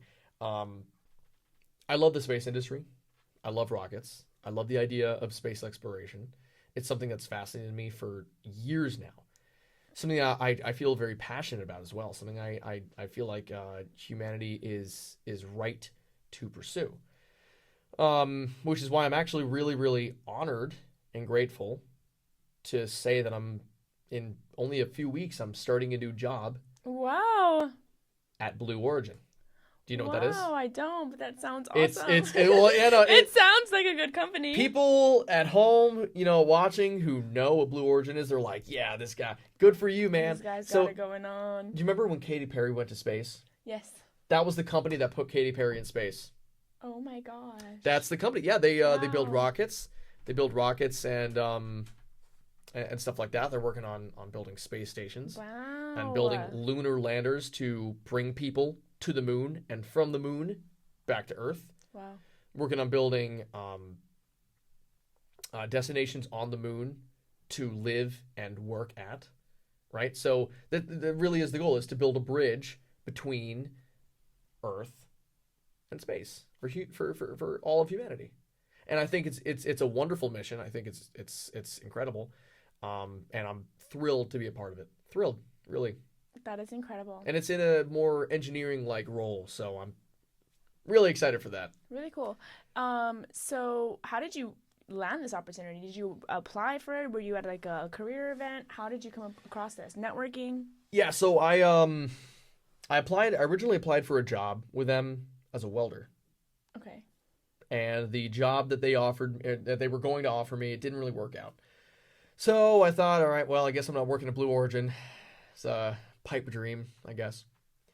So about a week later, I got a call from the recruiter I was talking to and said, hey, I got this opportunity for you, this great opportunity, because we like you so much. I want to toot my own horn here, but I don't know if she does that for everyone. Um, she sent me this opportunity to work as a manufacturing planner, which is totally different than anything I've ever done before. Okay. Well, it's not totally different. It's related to other jobs that I've had, but not quite like not quite like this. Essentially, I want to call it like an engineering apprenticeship role. Ooh. That's what I think it can be, but that really what it is. It's like an assistant to the engineers. I'm taking care of their documentation. Mm-hmm. I'm possibly helping with CAD projects, possibly helping with bills of material, maybe even helping with production, which I'm fine with. Like I said, I'm a welder, right? So, there are plenty of opportunities within this job for me. The main one, though, the main thing I'm interested in is working with the engineers. Why? Because I'm an engineering student. I want to go be an engineer. I want to build the frickin' rockets. I don't want to be I don't want to be a paper pusher, which is pretty much what my job is. I want to be an engineer. When you were a child, were you more of a builder or planner? I think I was more of a planner. Okay. Although I eventually became a builder, I eventually became a tradesman, a welder, fabricator. I think my brain is more aligned towards planning, and because I think I'm a more visual person. Mm-hmm. I think I don't want to say visionary, but yeah, I mean visionary. I think I have good ideas about what something ought to look like. Okay. You know. Okay, so you'd rather set up the blueprint prior to building something. Just Yeah. okay. Well, yeah. I mean that really is it's how it's supposed to be done. Although I've become very comfortable as a welder on the production side of things as a builder. Mm-hmm. It's just not what I think I'm built for. I think I'm Right. built for something bigger than that. Okay. Yeah. Nice. And it even goes further You like beyond. to more assess the situation than just dive in. Yeah, Okay. exactly. Yeah, that's why. And I'm also interested in quality assurance, which is something Very well. totally that's a whole different beast. Quality assurance. It's different than engineering. It's different than production. It's just one of the steps in the manufacturing process. No, it's like really important though. It's very very important. Yeah, Yes. exactly. It's huge. It's Yeah. very important. But it's also boring as hell. So I don't And know. now, what do you think about Elon Musk and SpaceX? He's obviously dealing with a lot of AI and Mhm. space. How do you feel about the AI in the engineering market? Would you be okay with working with it? Oh, yeah, Are you yeah. an advocate for it, or Yeah, no, I'm actually look, whether I'm an advocate of AI or not is beyond the point. The question isn't whether you're okay with using AI or not, or whether you think we should be using AI or not. The question is, to what extent are we going to be using AI? Mhm. because it's here. Right. It's gonna stay. AI is gonna stay. We're gonna use it for the rest of our lives. So you might as well get comfortable with it, at Exactly. least in some capacity, at some extent. I think that the ethics of using AI with engineering is something that needs to be questioned. Okay. Because using essentially a robot, for designing or planning or maybe even building um, something that will carry either billions of dollars worth of cargo or maybe even human lives. Do you think robots and engineers are the next future? You think you're going to be working alongside robots here pretty Oh soon? yeah, I mean, I think it's I think we're bound for it. Okay. Obviously, right now, as students, we're dealing with AI all the time. Exactly. Like Mm-hmm. don't pretend students at home, you, Victoria, me, let's not pretend like we don't use AI in our learning. Of course we Yeah, do. the It only just thing I always make sure to do, I say thank you and I say please to the yeah, chat exactly, yeah. because I'm like if the robots or like AI take over, I want them to know that I've been Exactly. very Yeah, polite. you're one of the good ones. I Yeah. am. hmm I try to be nice to ChatGPT, to Gemini. Um, I'm not that worried about them. If there's going to be a robot takeover, it's not going to be ChatGPT. It's not going to be Gemini. It's going to be something way more sinister than that. No, So I can tell you yeah, that. for sure. That's what I think anyway. So yeah, no. I think AI is it's gonna stay certainly in the space industry. But the question that I posed was, like to what extent are you willing to work with it? Which I think is a good, it's a safe question to ask. Because as engineers, we can't rely you know, on the robots. No, definitely not. No, at least not to, not in a final sense. Certainly not right now. Um, but that's also about about our own ability to do things properly or correctly. We need to be able to trust ourselves, right? And I don't know about you, but I trust humankind, uh, especially when they're all working together towards a common goal. I trust them more than I trust a single artificial intelligence, Same. I do as and well. I think that's a pretty reasonable take. Hmm. Um, For sure. I feel like there's a lot of young minds. And a lot of people say that there's not, even like maybe like, older generations, that they may not be impressed with the young generation for some reasons. But I think a lot of people that maybe have that notion are just ignorant and need to realize that there's a lot of talent. I mean, as you can see here, of young minded students ready to be seen, ready to be, out there. Maybe they're not, maybe they're a little bit more introverted and, are nervous to get out there in the work scene and to network. But there are a lot of people who are very intelligent, very smart, very, know how to hone in on their craft. So I think it's important to highlight. Gen Z is ready to go. Like we're ready to take over. Yeah. Like we don't want to, we don't want to struggle through the attitudes of millennials Mm-hmm. certainly, or even Gen X. The baby boomers. We are ready to move forward. Right. And this is why I respect Charlie Kirk so much. God bless his soul. May he rest in peace. He understood that Gen Z is not just a bunch of sheep who you can farm. Like they're not just a bunch of children.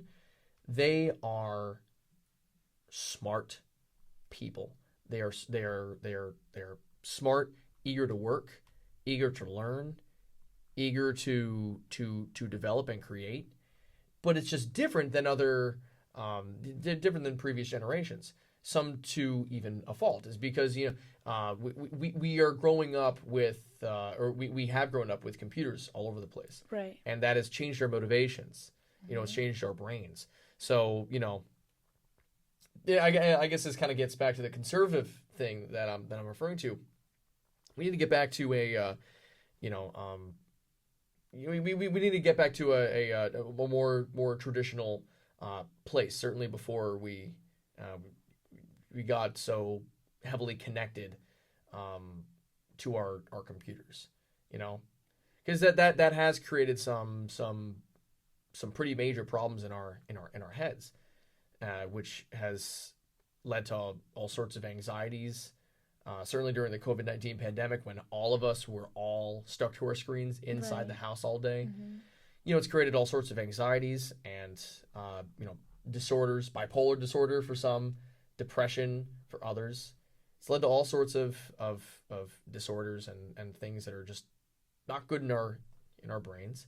And although like our generation is ready to go, we need to work on some things, and part of that is um, how we connect with each other and how we relate to our computers.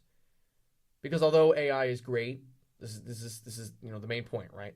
Although AI is great, and we want to use it, we can't rely on it, which I think is part of the reason why the older generations think that we're so lazy. We're just Right. lazy bums, right? Because we're addicted to our freaking screens and our computers. You know what I mean? Again, I feel like a lot of people like just see like what they see on a daily basis. Like if you're out maybe at the mall or like out in places, you'll see us constantly on our phone. I mean, you'd be surprised. I traveled to New York for a whole entire week.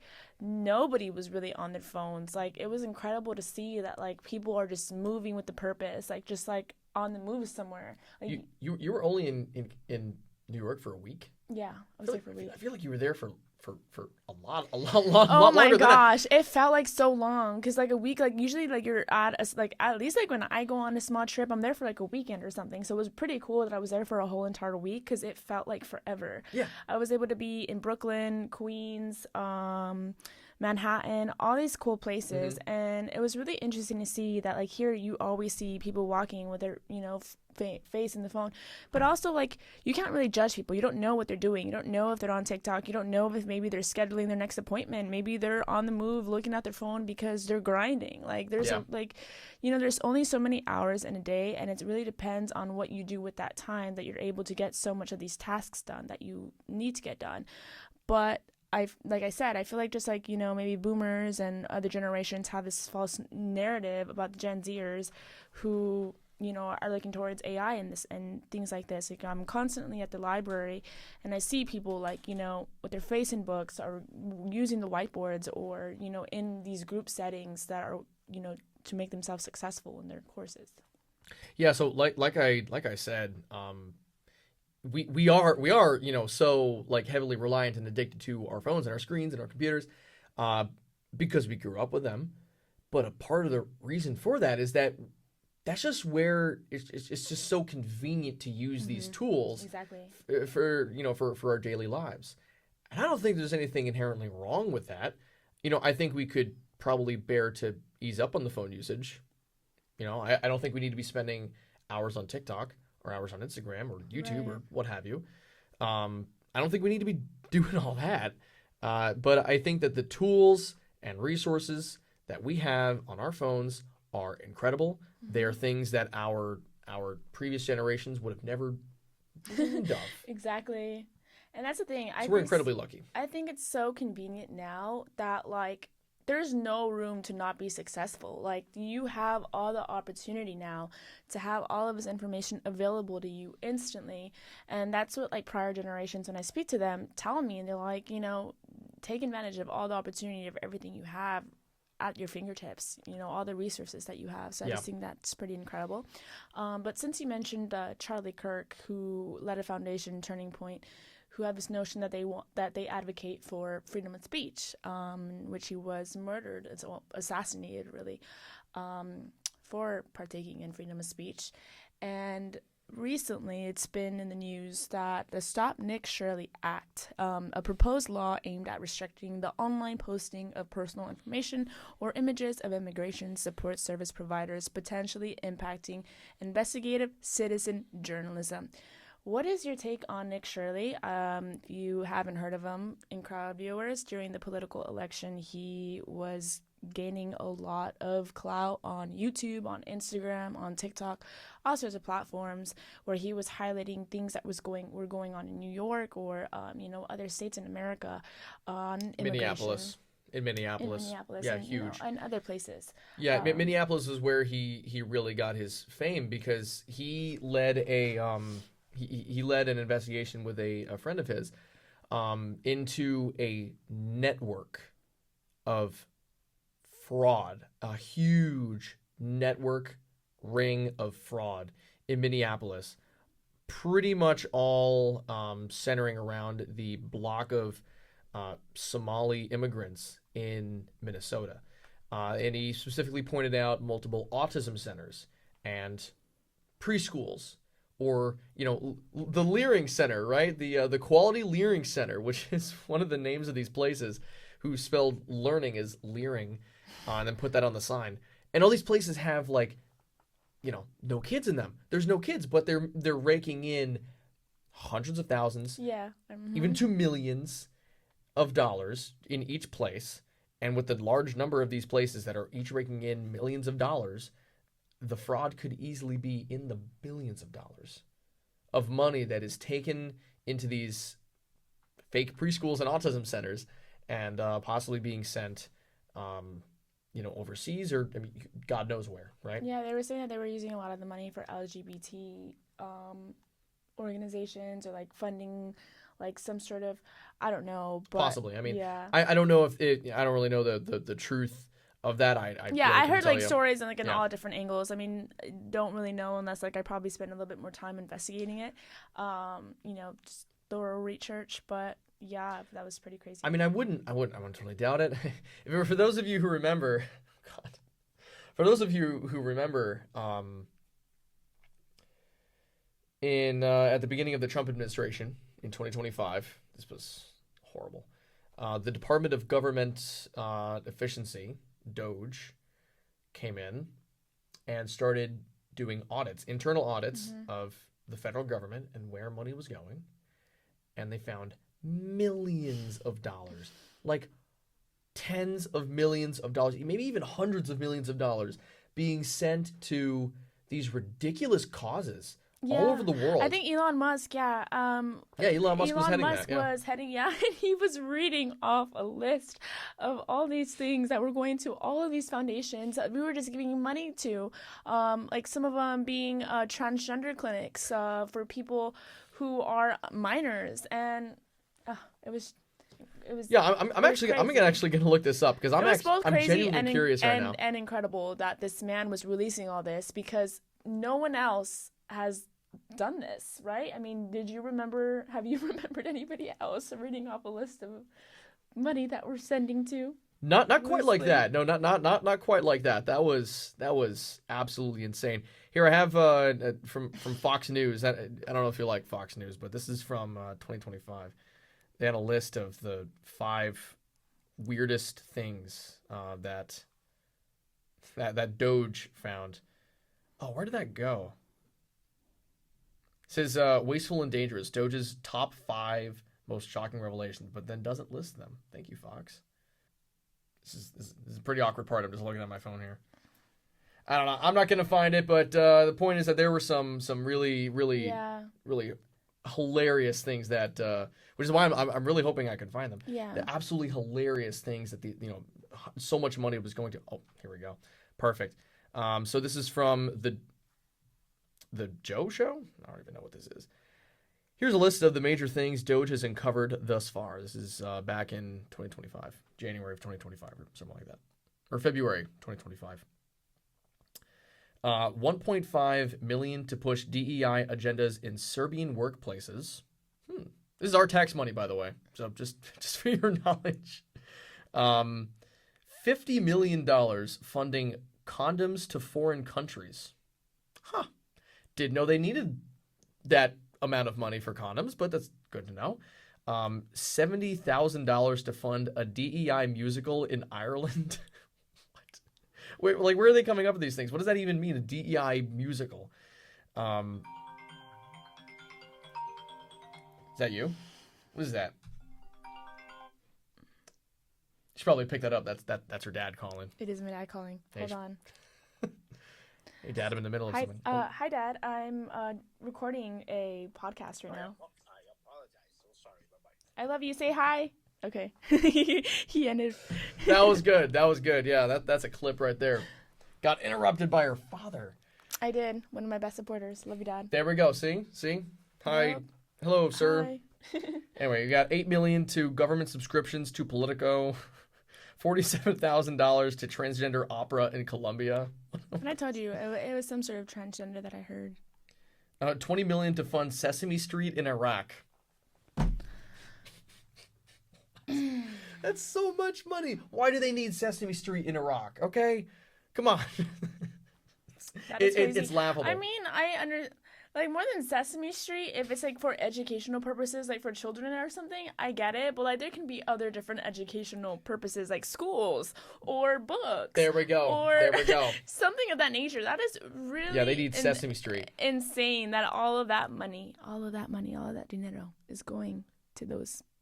Well, you know Sesame Street is woke too, right? Elmo? Oh yeah, Elmo is like the most woke. Yeah, Elmo's more woke than Kamala Harris.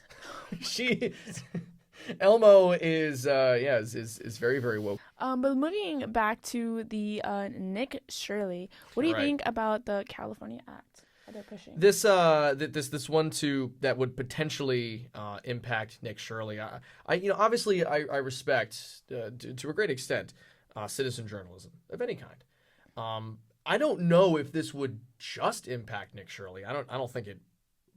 I don't really know if it would, 'cause I don't know all not the just Nick details. Shirley. Like anyone that's like trying to be a citizen journalist, like Nick Yeah. Shirley, sharing private information online. But then again, at the same time, like I feel like people are trying to start this act because he reached so many viewers and a lot of people are interested in the content that he's producing, because you can find all of this information on the internet.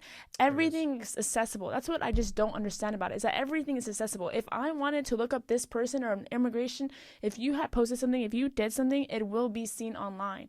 So if Nick Shirley is basically highlighting what these people are doing and these people are getting upset for it, so they're getting mad over the truth. Yeah, so basically. that's why I'm worried that this is just a nothing burger. Like Nick Shirley, he's not really releasing any private information. This is stuff that you can find publicly. The amount of money that's being sent to these daycare centers that have 0 kids in them. Like that's stuff that you can find online. What you can't find online is the number of children that are actually at these daycare centers. That is something that may be considered private. Like I said, I don't really know all the nuances and details of this potential act in California. I don't really know. What I'm happy about is that I'm here in Florida, and it may not impact me. Right. Let me ask you though, because you are interested in journalism. You're someone who's interested in this and who wants to go down that road. So how does this impact you? How do you feel about it? So as of now, as if I remember correctly, when he had his court appearance, that the judge wasn't even there to even tell him anything, or some sort of democratic people weren't there that they were supposed to be to advocate basically to start this act. So it's probably going to be a lot of BS, to be honest.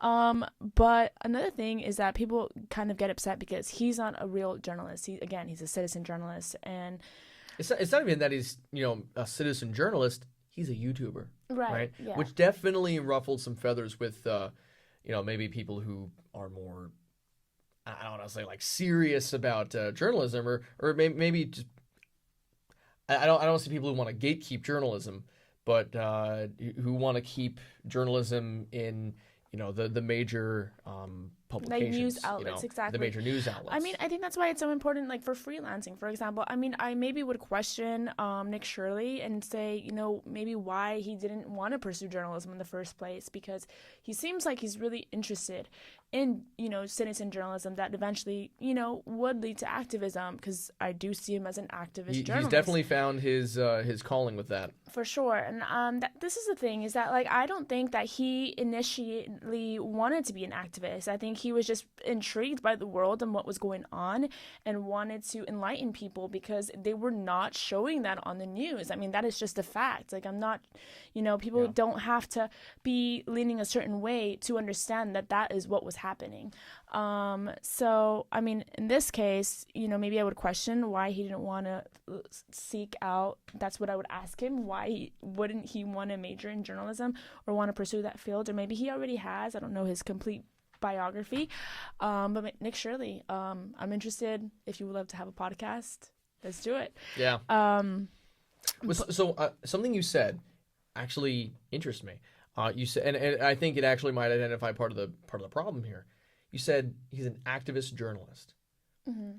Personally, I don't really see him as an activist necessarily. I think that there can be maybe an aspect of him that is into activism, but I think part of the issue is that journalists shouldn't be activists. Right. I don't Oh, think so. definitely. No, definitely. I not. don't think, and I think people see him as an activist Right. because he I don't want to say he clearly has an agenda, but um, That was the I think wrong it's term. easy to I don't believe easy he's to an say that. activist. It is what when you look him up on Google, that is what it's giving, activist Yeah. journalist.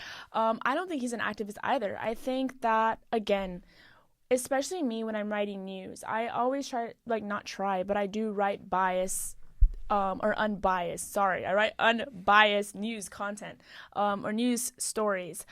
But the thing about that is, because I spoke about this with my dad too, about being unbiased and like being nervous about like, not being able to really express myself because you can as a journalist sometimes. Like you kind of like have just like this mysterious persona. And Yeah, I mean, if you're going to be objective, you can't let your personal opinions get in the way of that. right. To have your personal opinions get in the way of the facts or of the truth, then you're not really a journalist so much as you are a political activist. And Yeah. I don't think the two.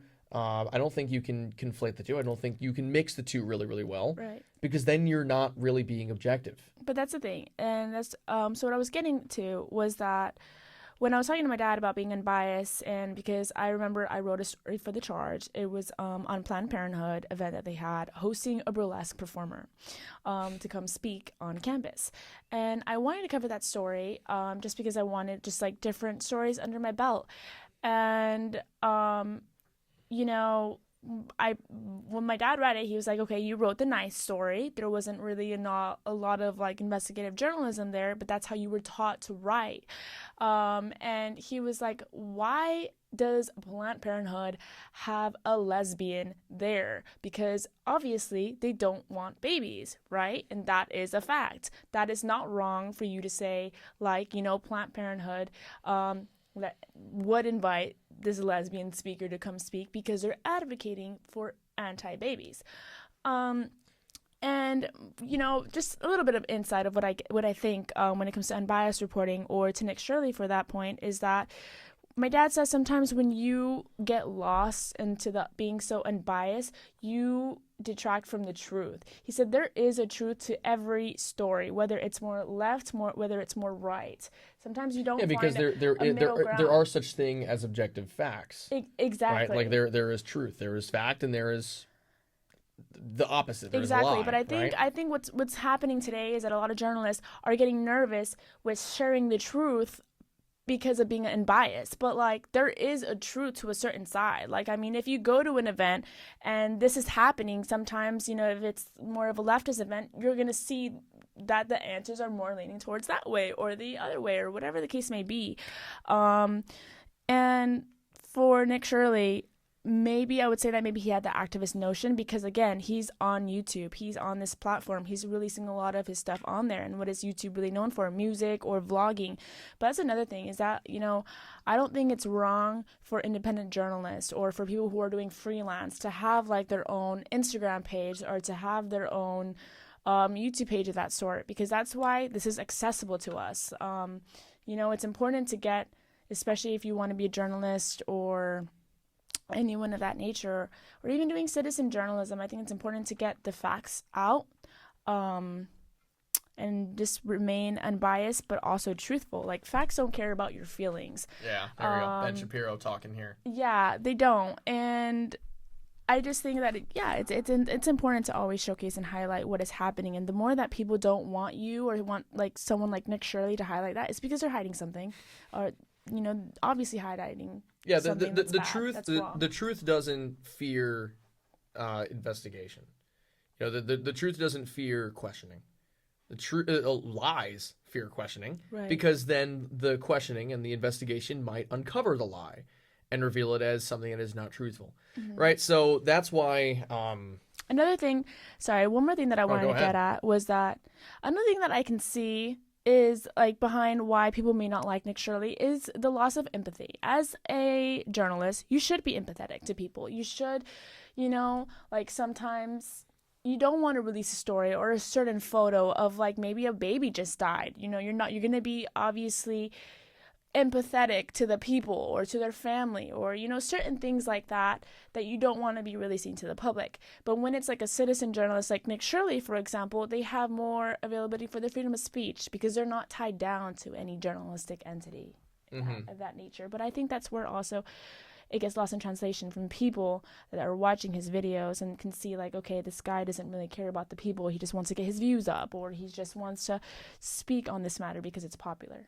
Yeah, I mean, as far as the potential, alleged Somali fraud that Nick Shirley allegedly uncovered, I have to say allegedly, right, because it's not confirmed. Right.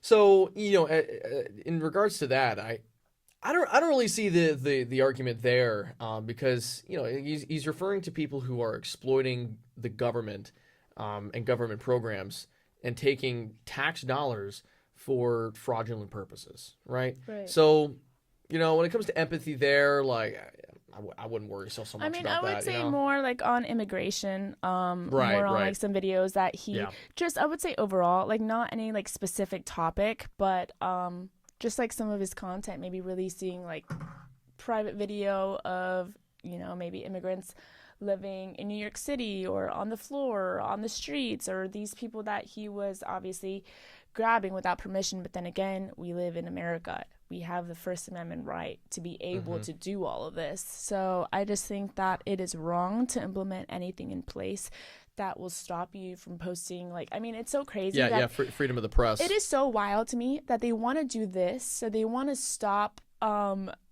basically independent journalism, but they won't make a law against OnlyFans pornography. That is what is Yeah, insane to yeah. me. See that That I is hear what you. is I insane hear to you. me. So you can have free speech. You can't have free speech for independent journalism or for advocating for something that you believe in or saying the facts of what the government is doing with taxpayer dollars. And this is just in general. Like, government should not be hiding these things of where our money is going. But yeah, and just not like making laws on, again, like pornography or things that hurt today's society is just pretty crazy to me. No, I definitely understand that. I don't think that that this investigative journalism or citizen journalism law. I don't really think that is totally equivalent to pornography. I think it's a separate issue. Right. But I agree. Like I think pornography should be banned outright. It is all pretty terrible. It's all a vice. It's all moral decay. It's just And kind of crazy because, like, rather than, mind you, OnlyFans was created by a man. He recently passed away from cancer, and he, I believe, had two daughters. I need to pull up his bio again, but I will make sure that all that information I said was correct, or if not, sure. correct it. Um, and as a man that has children, you would think that, making this and seeing what is happening, that, no, I'm not trying to judge anybody personally that partakes in this. I know that it's not for me. I know that it's wrong because it does destroy and diminish a society. I mean, that is the factual, that it doesn't really bring a lot of great things. But I just think it's kind of wild that so many people would put a lot of money into something as simple. Not, I don't want to say simple, but like just taking a simple photo, or not. I don't want to use nudity as simple though. Like just taking photos and posting it online is pretty easy to do. So it's wild to me that all this money is going into that, whereas there can be different foundations for women to maybe be better mothers or be Right. educators or do anything else besides pornography. Right. No. I think part of the big reason that I really detest pornography is that it tells women that you can make a lot of money degrading yourself, and I mean like literally degrading yourself to the point where your utility is in your appearance, your body, your look, right? And it's your sexuality. That's your utility. That's what you're good for. you're a sex object. You're going to make money off of that, and you're going to make a lot of money off of that, and you're going to that's who you are. That's what you do. I think that's sick. I think that's really, really. I know, like, hot take. Pornography is bad, but I think it's really terrible to tell women that that's all that they're good for, or that even that is something that they're good for. I think that to position a woman to just be a sexual object for men's pleasure, I think that's awful. So that would be one of my major objections to pornography. But at the same time, it's just like, if you look at it from a Christian perspective, it's just disordered from God's intended purpose for our sexuality, right? If there is a God who intended our sexuality for a specific purpose in a certain way, then it would behoove us maybe to follow that ideal and not to stray away from that. And that's especially true when it comes to something that is so disconnected from marriage, something so disconnected from a family, that it just detaches itself from really humanity and from connection, which is what OnlyFans actually is. But what bothers me, I think, the most about OnlyFans is that it mimics connection. It mimics it, right? Because it's not just like, I'm just going to go online and find any old porn video or whatever. No, it's, I'm going to subscribe to this person. I'm going to subscribe to this female OnlyFans model and buy her pictures and buy her videos. And so it can, in a guy's head who's subscribed to this, they may feel a connection there where there is absolutely nothing. It is a totally fraudulent, totally manufactured emotion that they have, that there's some kind of connection there, and it's totally fake. It teaches men that that's okay to treat a woman like that. It's, and it's like, I don't want to say it like that, but these women that are doing this are making it harder for other women to find a good man. Like, it's really crazy, because you have these women, like, who are not doing these things, and maybe may meet somebody who has an OnlyFans, who's looking at these girls, and these men are having expectations of, like, what a girl should be doing or what level they should be at sexually. And it's just wrong, because it's just giving you false notions, false narratives. Totally none of false. This is real. Like, none of this is real. Yeah. And what's worse is if someone is getting married, and if they are still watching that garbage, if they're still addicted to that, if they're still watching that's just I think that makes you ineligible for marriage, because that's cheating. It really is cheating, because you're paying so much of your energy and attention to other women, which is totally horrible. It's awful. And it's not just, in the case of OnlyFans, what I think is so terrible about it, again, this false connection. If they're subscribing themselves to a particular woman, then they will feel some kind of connection with that woman, some kind of sexual connection, even though there is none, even if they have a wife or girlfriend. That is so, like, unbelievably wrong. That is a vice that goes beyond just, like, mere,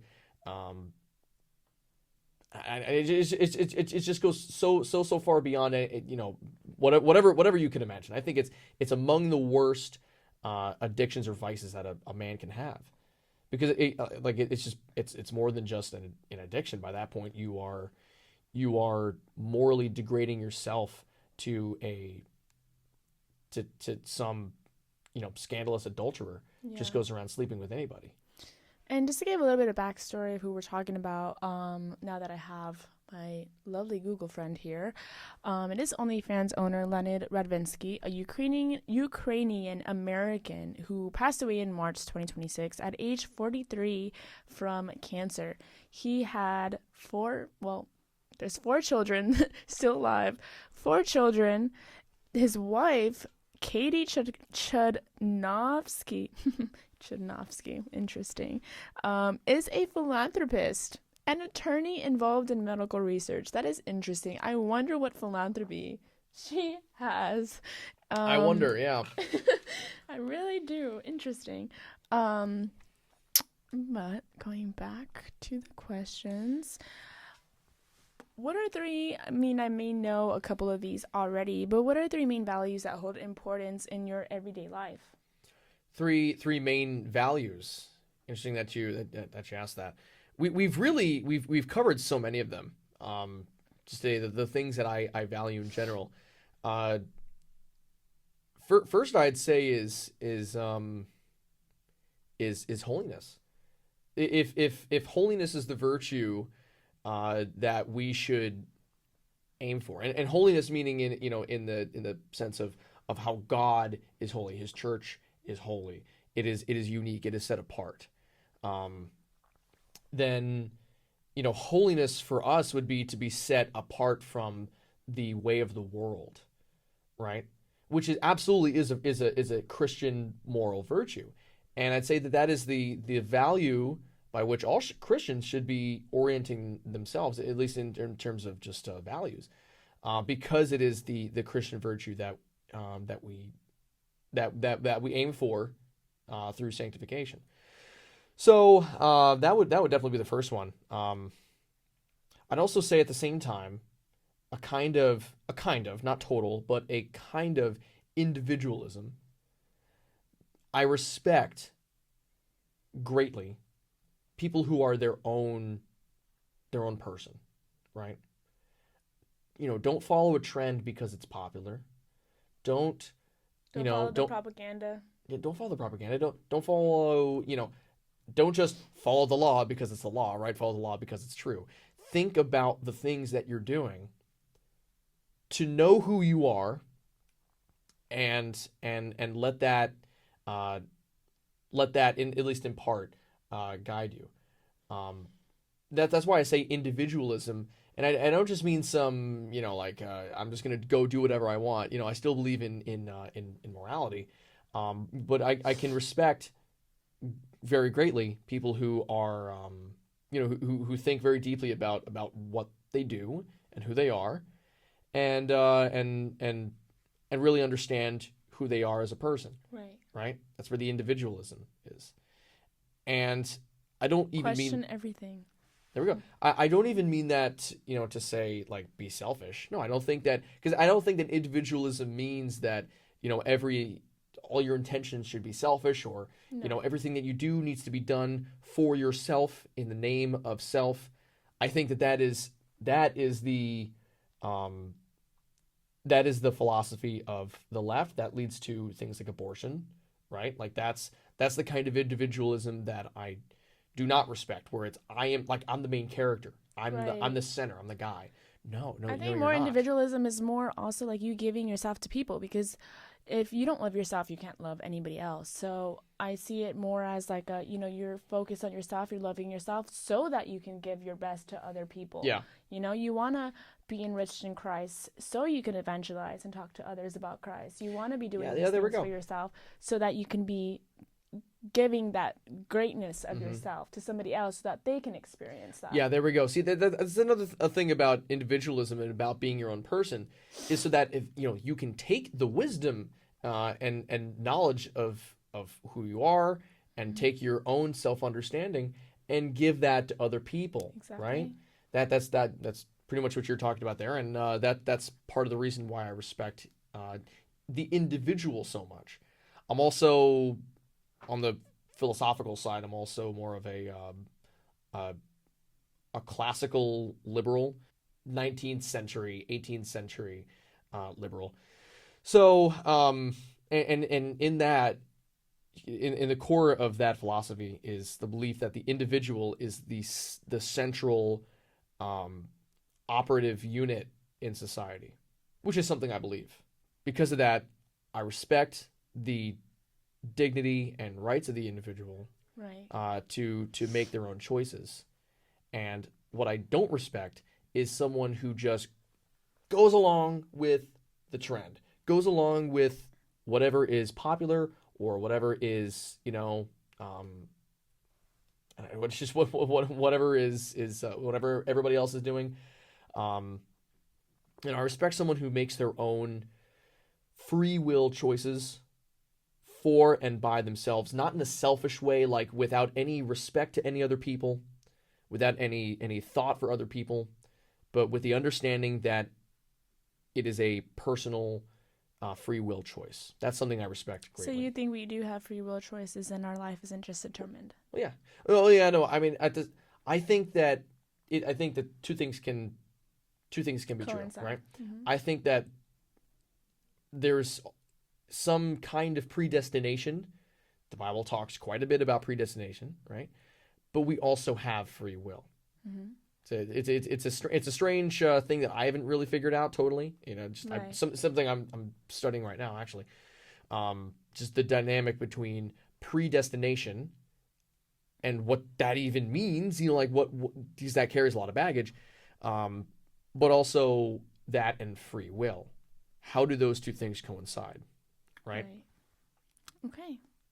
And if I don't know if I because he asked for three values and I'm giving you two. Mm-hmm. Um, I'd say a third value that guides my life, I'd say would be confidence, like we talked about earlier. It really ties in quite well with the my point about individualism and being an individual, being your own person, because with that will come confidence. Confidence will spring from your ability to self-examine Right. and to make personal choices that are your own choices. It's part of the reason I'm confident in myself is because, like we were saying like 2 hours ago now, um, I feel that the things that I'm doing now are true. Like they are for me. It's what I'm built for. It's what I'm made for. Right. Right. And so I can greatly respect someone who is confident in their choices, in their actions, in the way that they speak, in the way that they carry themselves. I respect that because it tells me that they have likely thought a great deal about it.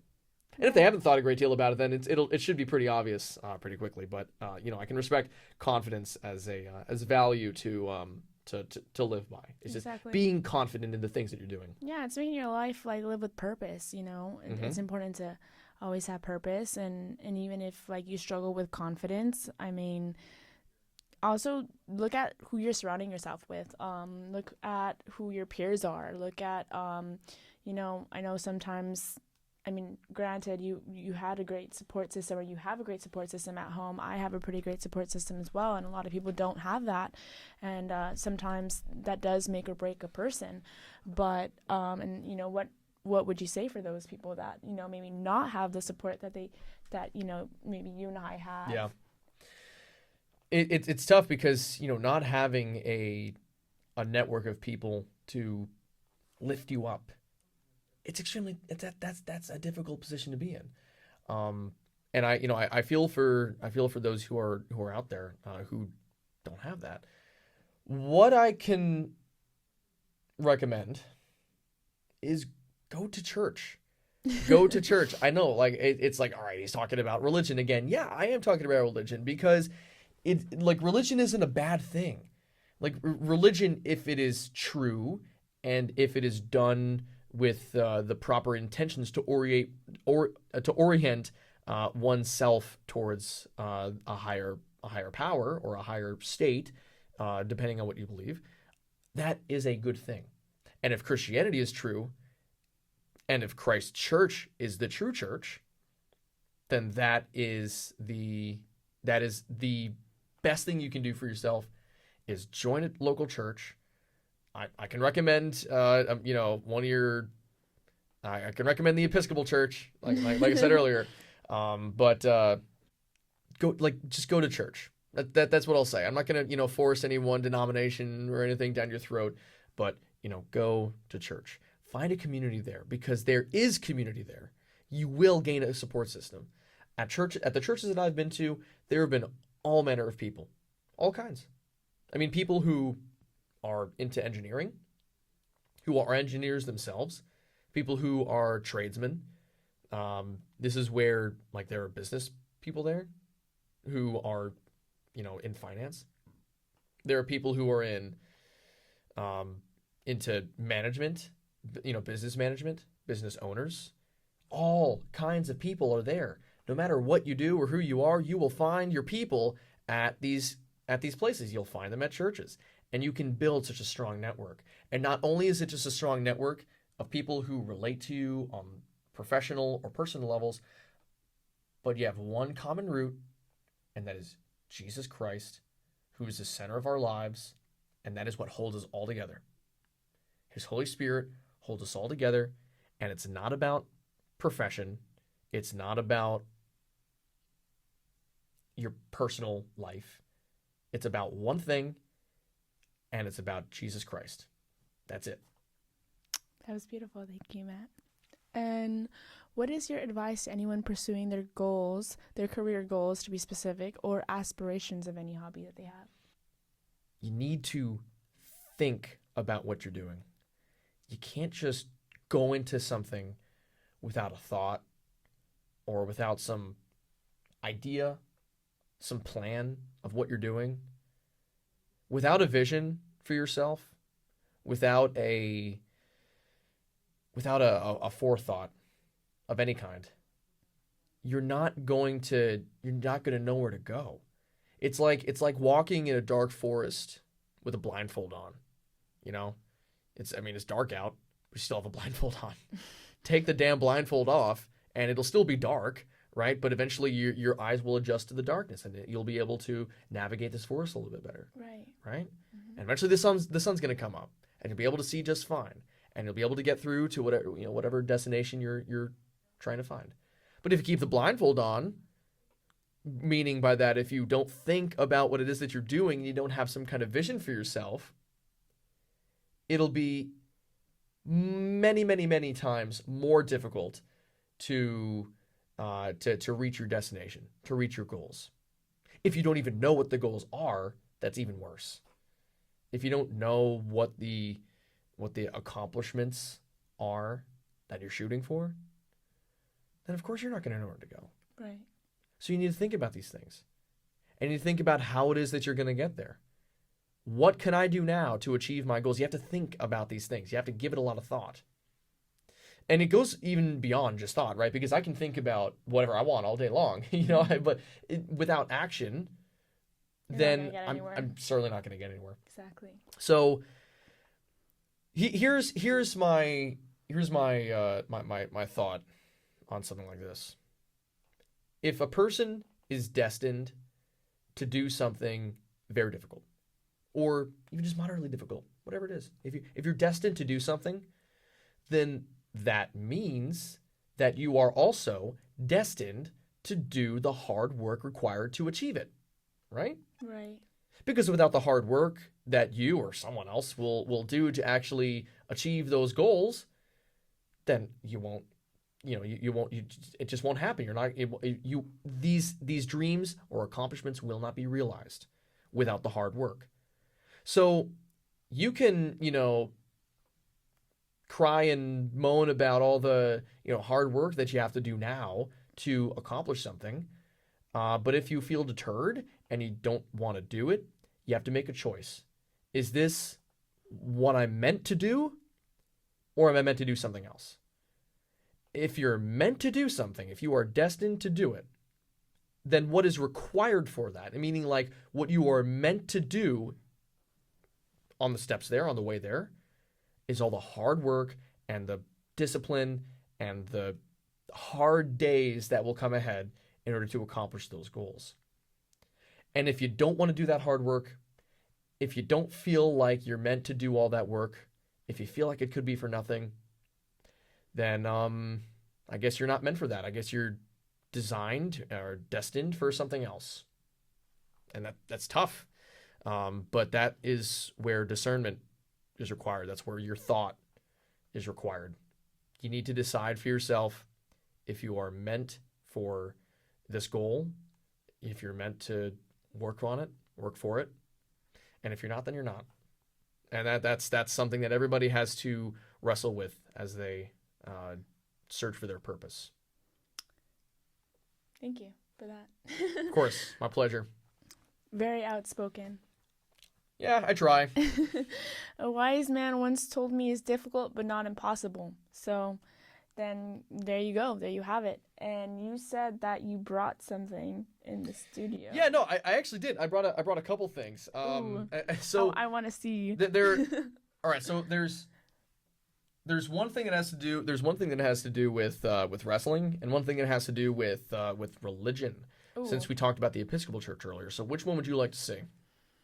We'll end on religion because I say a little lingo at the end. So let's do the wrestling. Oh, okay. Oh, wrestling. All right, yeah, let's do it. Let's do it. All right, so I'm pulling back the curtain here really hardcore. I brought, if I can get this untangled, there we go. I brought my very special fanny pack that I wear at every single one of my wrestling shows. Every single one. If you see me at a wrestling show, the chances are I have this pack wrapped around my waist. Why is that?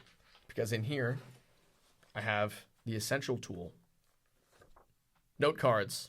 Ooh. Mm-hmm. What is on this note card? It's blank. That's right. Now, what is on this note card? Ooh, a cheat sheet. That's right. Well, not just a cheat sheet. That is the essential sheet. The essential sheet. Oh yeah, on there. Like what you see on there? That is my.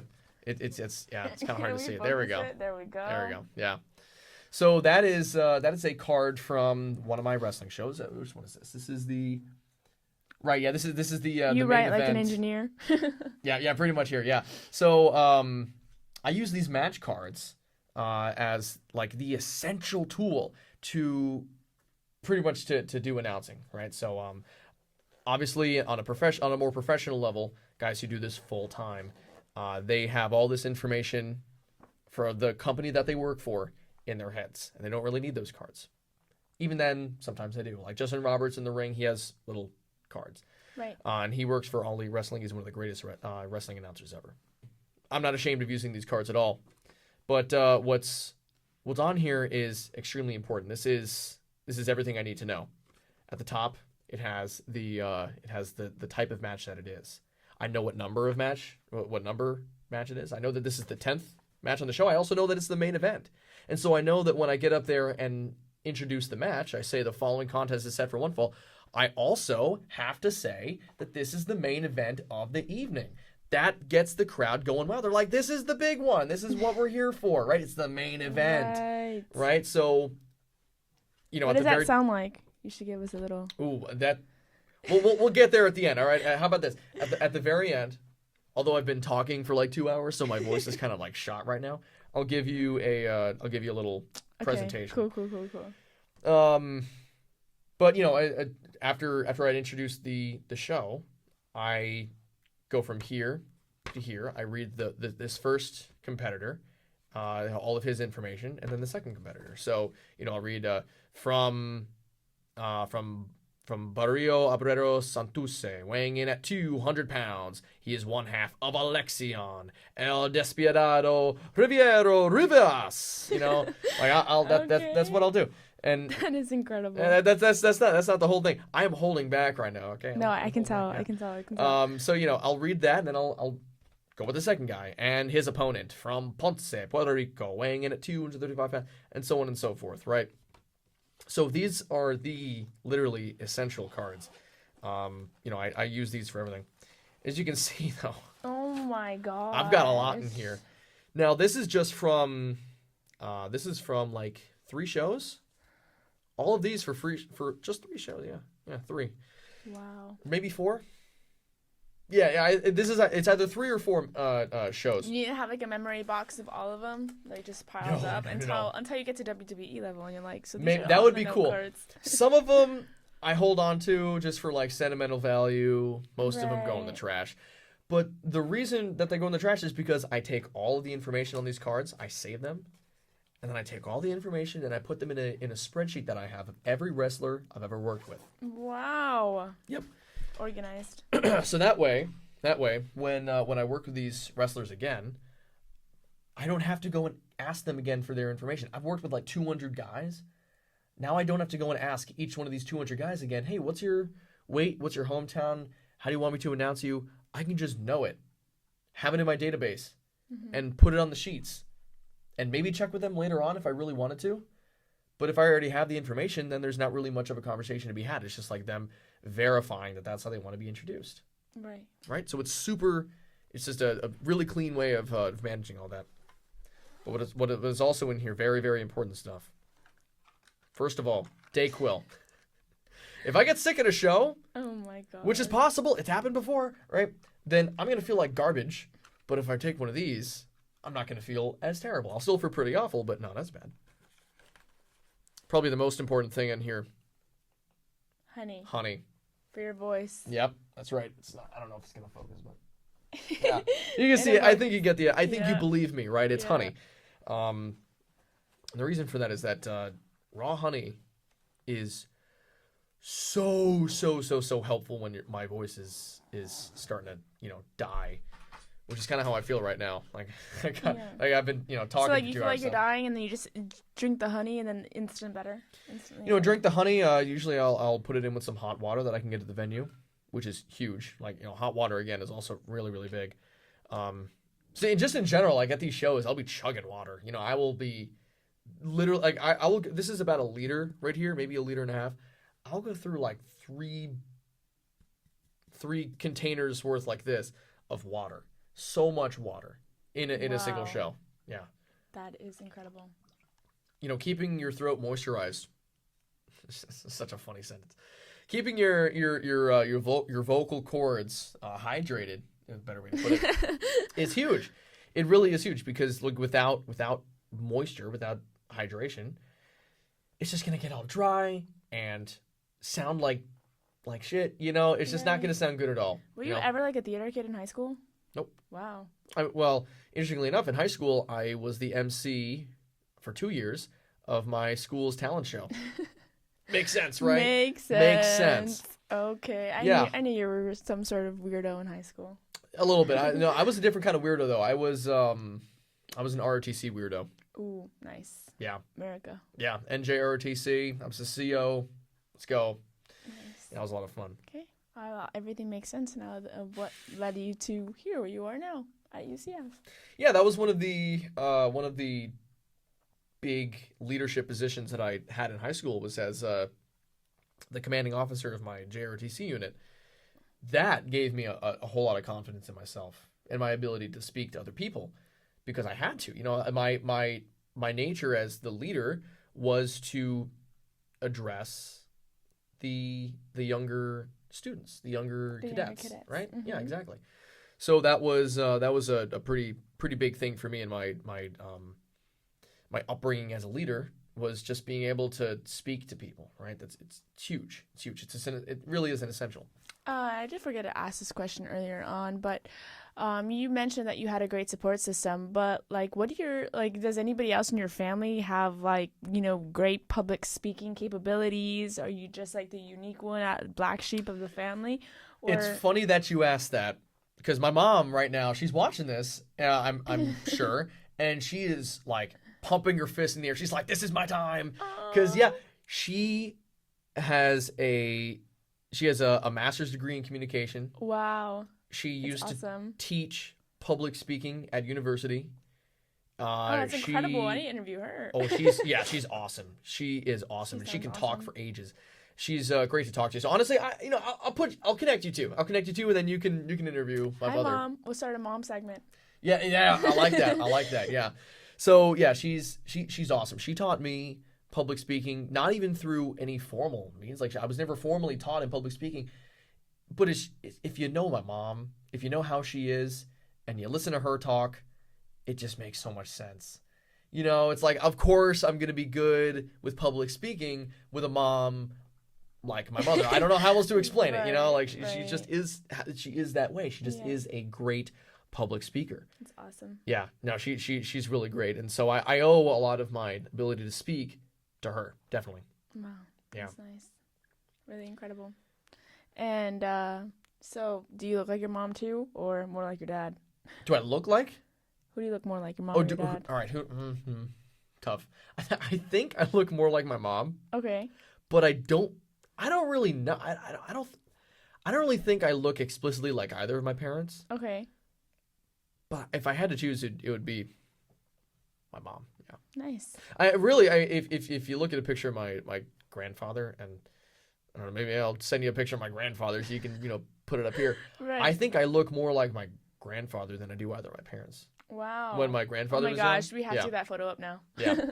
No, I mean, like, as because my grandfather, when he was a young guy, he pretty much looked exactly like me. Like, I got the same hair and everything. The only thing is I have a bigger nose than him because I'm Italian. So yeah, there it is. Tough. And he was not Italian, but yeah. So I definitely think I look more like my grandfather than anything. Interesting. And you said that you had another Yeah. prize for us, or another prize. Yeah. So it's just something else because I knew we were going to be talking about. I knew we were going to be talking about our faith today, at least a little bit, and why I chose the Episcopal Church. So I just thought I'd show you the one of the, like, this is all right. So this right here, this is the Book of Common Prayer. This is what sets the Episcopal Church, or the Anglican communion in general, aside from any other denomination. Right. It's this big book right here. I'll ask the audience and you, Victoria, how do you know that you are at any church? How do you know that you're at a Baptist church? How do you know that you are at The a Lutheran pews. church? Right? How do you know that you're at, well, because a lot of churches have pews, Oh yeah. right? Duh. But based How do you on know the that? Bible. Yeah. So there will be symbols of each church Right. in each church, right? Or maybe not even symbols, but verbal things that you'll pick up on. Or different versions of the Bible. Things Right? like Yeah. that. Yes. Sometimes it's like that too, or different versions of a particular creed, like the Nicene Creed. So how do you know that you're in the Episcopal Church? It's because, like, how do you differentiate between the Episcopal Church and a Catholic church or a Lutheran church, which often may look the same in some regards? It's because of this book. This book sets aside the Episcopal Church over any others. And what's in here is pretty much all of the rites, which is just like a formal ritual or ceremony for something. All the rites and prayers that are in the Episcopal Church, all of them, which is why it's so dang big. So, like, if you look through here, like, I'll just bring you to here we go. There we go. Oh, We it's got beautiful. So it's mainly filled with prayers. yeah. So it's the book of what? Book of prayers. Common prayer. Yeah, exactly right. So it has to be common. It has to be prayers, and it has to be common, which means everyone has to use it. So that's why it's what unifies the Episcopal Church. Like right here, this on this page, I think it was 281. Mm-hmm. This is the Holy Eucharist, rite 1. So what the Holy Eucharist is the rite of the Mass, right? It's the Sunday service. Every Sunday, and more often than not, also on like Wednesdays, sometimes on Saturday nights, they'll hold these church services where they partake in the Eucharist or in the Lord's Supper, right? So this is where, in the Book of Common Prayer, about something in the middle, this is where the whole rite can be found, right? So, like, you ever been to a Catholic church or anything like that? Yes. Right. So, like, that there's a whole order to things. There's a liturgy, right? Mm-hmm. This is the liturgy. This is the liturgy that the Episcopal Church follows every single week. There's this, and there's rite 1 and there's rite 2. There's 2 rites of the of Holy Eucharist, and so, I wonder if I can find the second one. Here we go. Yeah, rite 2. Yeah. So there are 2 rites for this, and different churches follow different ones, but you're united in that every single Episcopal Church follows one of these 2 at the very least, sometimes both. Wow. Most of the time, both. That's beautiful. Yeah, so this is the entire right here. I don't know if the camera's gonna be able to see it, but I will focus it. sure, I'll let you. Yeah, there it is. Yep. No, you're all good there. This is the book. Yeah, that is indeed the book, and right And here, yeah. I know it's the Book of Common Prayer, just to ask, because I don't want to be ignorant. I want to be enlightened by what content this has. Are you able to, like, sometimes if you need a certain prayer for something, are you able to dive into the book and, like, kind of look for that prayer? Yeah, actually. So I'll just bring you to, I think it's page 1 something. The answer is yes.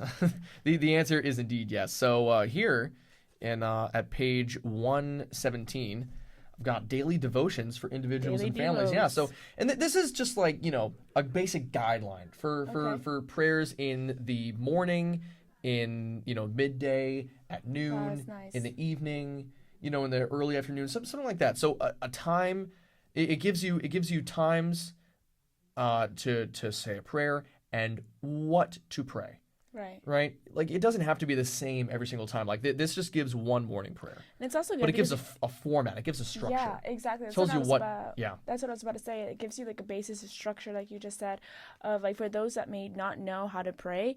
I had sometimes struggle praying because I was like, Mm-hmm. how do I pray? I mean, what should I be praying for? I mean, it's obvious, right? You're gonna be thanking the Lord, this, that, the other. I used to think that you can't, like, I shouldn't be praying for myself, like things that I want. Um, but Yeah. you definitely can. But there's also ways like this one that'll help you just dive into the word of the Lord, which is really pretty. Yeah. No. So I'll tell you this. Like 90% of this book, like you're probably some other denominations may question this and think like, why is this so essential? Like, isn't the Bible the only book that you need? Well, yeah, of Right. course. This book right here is 90% scripture. I think that's the number. It's actually more like 85%. But the fact is, it is a majority scripture. But it just takes scripture and gives the laity, and gives the common people something to unify around. Right. So In just that in how encompasses to. that.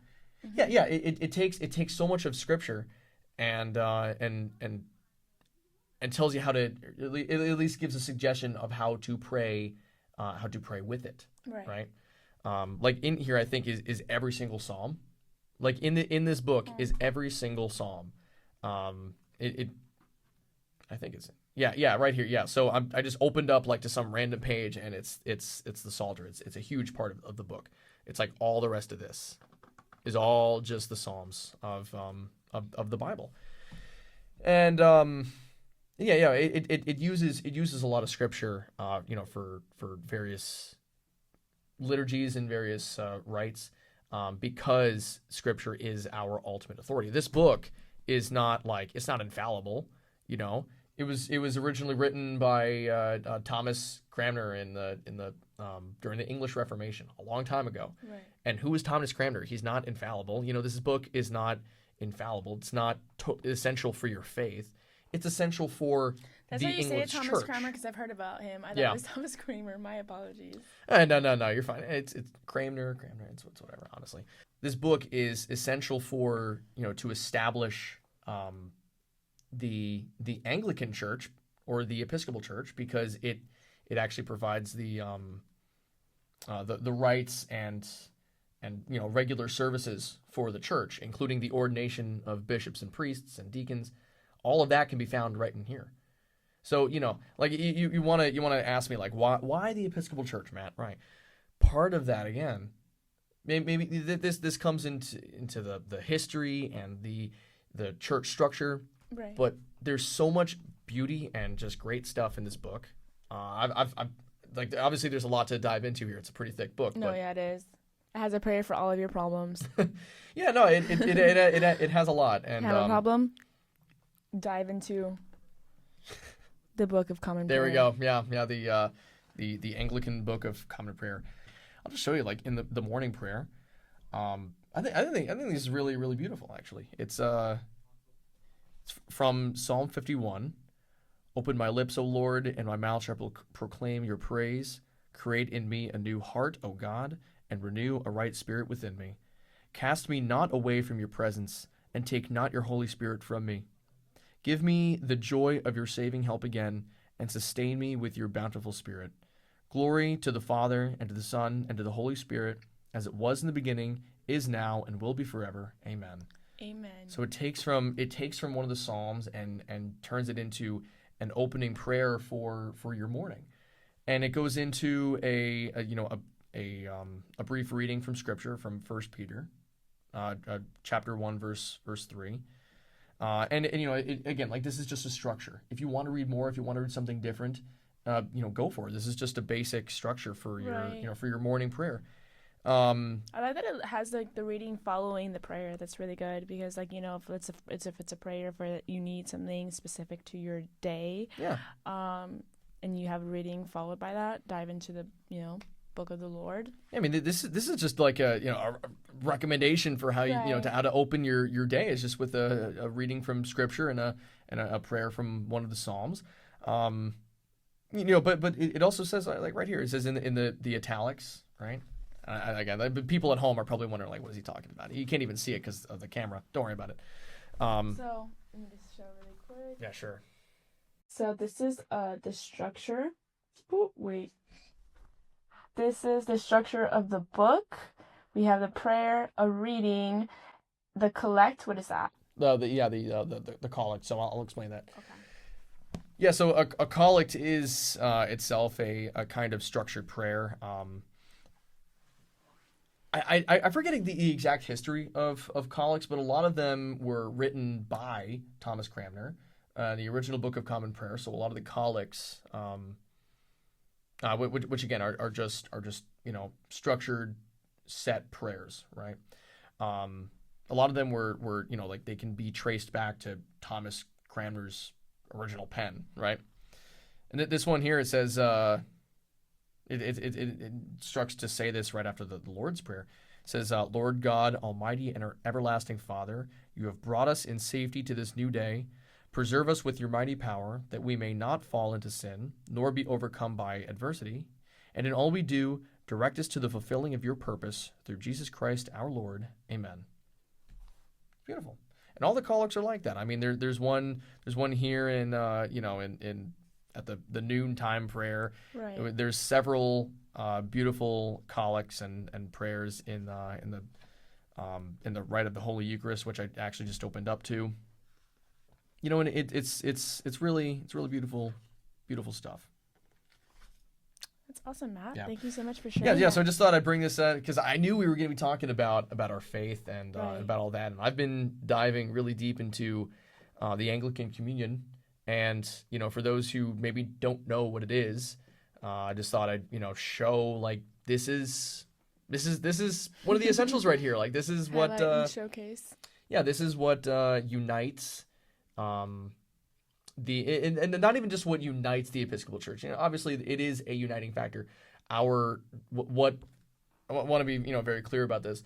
What ultimately unites the Episcopal Church and the whole church is the Holy Spirit, right? It's our Lord.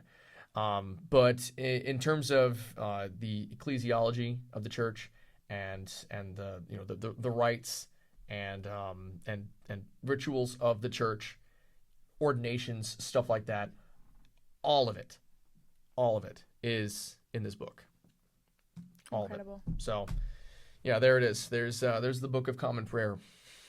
All right. Thank you, Matt, for that, Of course, for sharing that with of us course. today. Is there any last message that you would like to give the viewers? Thinking back for the last like 2 hours. almost 3 hours now. Going on 3. This is my longest podcast interview, to be honest. Not surprised at all. So yeah, I'd say the main theme that we keep on coming back to is reflection Right. and deep introspection. Looking at oneself and trying to find a deeper understanding of who you are, what you do, what you're here for, all that. And I guess I kind of want to end on just a further emphasis on that. I don't think any of my successes or my goals or what have you, I don't think any of that would be accomplished if I hadn't really taken the time to think about any of that. Now, I'm not trying to put myself on some like high horse saying like, well, I'm just so thoughtful, like I've thought about my life so Right. deeply, right? But because I think everybody has the capacity to do that. I think that like if you're going to be an intelligent person, which I think we all can have that.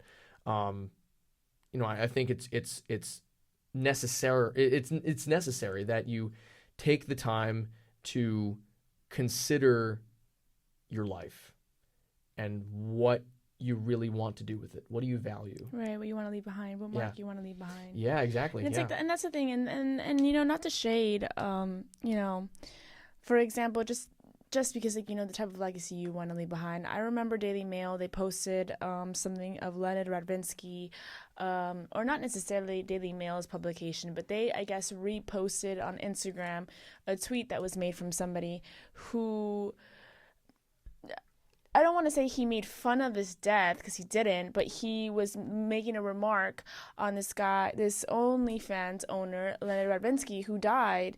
And the guy was like, you see, what mark did you leave behind? Like, you left a mark that, you brought more pornography into the world that is destroying a society, that is destroying, even as much people as want to say that, like, I have so much confidence because I'm an OnlyFans model, you're really not.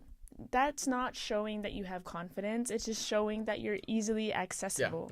Yeah, no. I think it really is the opposite of confidence, because if you're so confident in yourself, why are you selling your body for men's pleasure? Like, do you seriously not have any other way of feeling good about yourself? Any other way of making money? Do you have to relegate yourself to becoming a sex object? That's not confidence at all. And it's also like, I never like to bash anybody too on like, on the way they have to make money, because I don't know their lives. You don't know what people go through on a daily basis. And, I try to be as empathetic as possible to these people that like, I know Candace Owens, for example, was drilling these OnlyFans girls, and we're just saying, yeah, you're never going to be a wife. You're never going to be doing these things. And not saying that I necessarily agree with that, but there's also a way to talk to these people, because these women are obviously some, women that are lost, and I don't think it's right to necessarily drill somebody like that and make them feel bad about themselves. But you should also highlight what destruction they're bringing to their lives. Right. And this is also why, like, people are easily to judge somebody, but not the solution may not arise so quickly. So people are like, yeah, but what is your solution for that? And the solution for that would be developing more organizations or more opportunities, career opportunities for these women to have more easier access for a job, an increase in pay so that women don't have to resort to something like this. See, I will push back at least a little bit on that, because I don't think any woman has to resort to, to pornography. I don't think that has ever been necessary for a woman to do. I think that it's a lie that some women are told that, like, this is a great way for you to go and make money and be confident in yourself. I think that's a lie. Right. That's being told to them by really wicked men, who build these platforms and these networks. So what I will say about just drilling into them, I agree. Like, I don't think it's helpful. And I hope that isn't the vibe that I've been giving off. I don't think it's helpful at all to, shame these women into submission, to beat them into just conforming with our worldview. I don't think that's right at all. I think as Christians, we are certainly called to be, but also should be, compassionate, right, towards people who are trapped in, in these sinful lifestyles. Mm-hmm. Who did Jesus call upon to follow him? He called upon Matthew, a tax collector, who was like one of the, like, a tax collector to any average person doesn't really sound like a big deal, but to a Jewish audience in the in antiquity, that's a big deal. To be a tax collector, that means that you sided with the Romans. You were seen as worse than dirt. Right. For choosing that, worse than an adulterer. But at the same time, he also called upon Mary Magdalene. He called upon Mary Magdalene, a prostitute, to follow him, mm-hmm. and to be one with his crew, right? Right. But at the same time, what did he tell Mary Magdalene? He said, go and sin no more. So while we should be compassionate towards people who are in these situations and, and be kind to them and show them a way out, we also need them, we need to be honest with them about their lives. We need to be honest with them about the dangers of these professions, right? Right. Mm-hmm. I think it's absolutely essential that we do that. Definitely. And then you do have like a lot of these people who are free speech advocates. Good one is Joe Rogan. I mean, this man interviews everybody and anybody. Doesn't matter who you are. He has that open space available to anybody that's willing to speak to him on his segment, or that he wants to speak to nowadays on his segment, because he's obviously up at that level. But yeah, and just going back to what you said, it is really important what mark you decide to leave in this world. Do you want to be somebody who brings controversy and brings danger to society, or do you want to leave a mark where you're a ring announcer for an entertainment and sports industry, or where you're working possibly for NASA, or being an aerospace engineer like Matthew here, but decide on what mark you want to leave in the world today. Life is short, and that's not true. Life is what you make of it, depending on what time you do with your life, because life doesn't have to be short. You can utilize every moment of your life to do a lot of things. And no, you're absolutely right. I think the ultimate choice for a young person, certainly, but anyone in their entire lives, the choice that will make or break their lives is whether or not they choose to follow God and His way for oneself. I think if we choose to follow God, which I think is the obvious choice to make. At least Jesus Christ promises a very fruitful afterlife. Not because of anything that we've done, right? Because of the choices that we've made in this life, but except for one thing, which is His sacrifice on the cross for us. Indeed. And through our faith, we unite ourselves with God. Right? And so the choice to put our faith in Christ, I think, is the ultimate choice to make. And from that, everything else will come. Right. From that, everything else will come. Like I said at the very beginning, my identity is rooted in something beyond politics, beyond money, beyond a profession. My identity is in Christ. And everything else has come from that. And the reason I'm so confident in the things that I'm doing is because I believe that it is the path God has called me to follow. Amen, Matthew. Thank you so much, in crowd, and thank you so much, Matthew, for being today's special guest. It's my pleasure. Stay prayed up. We'll see you next week. Amen.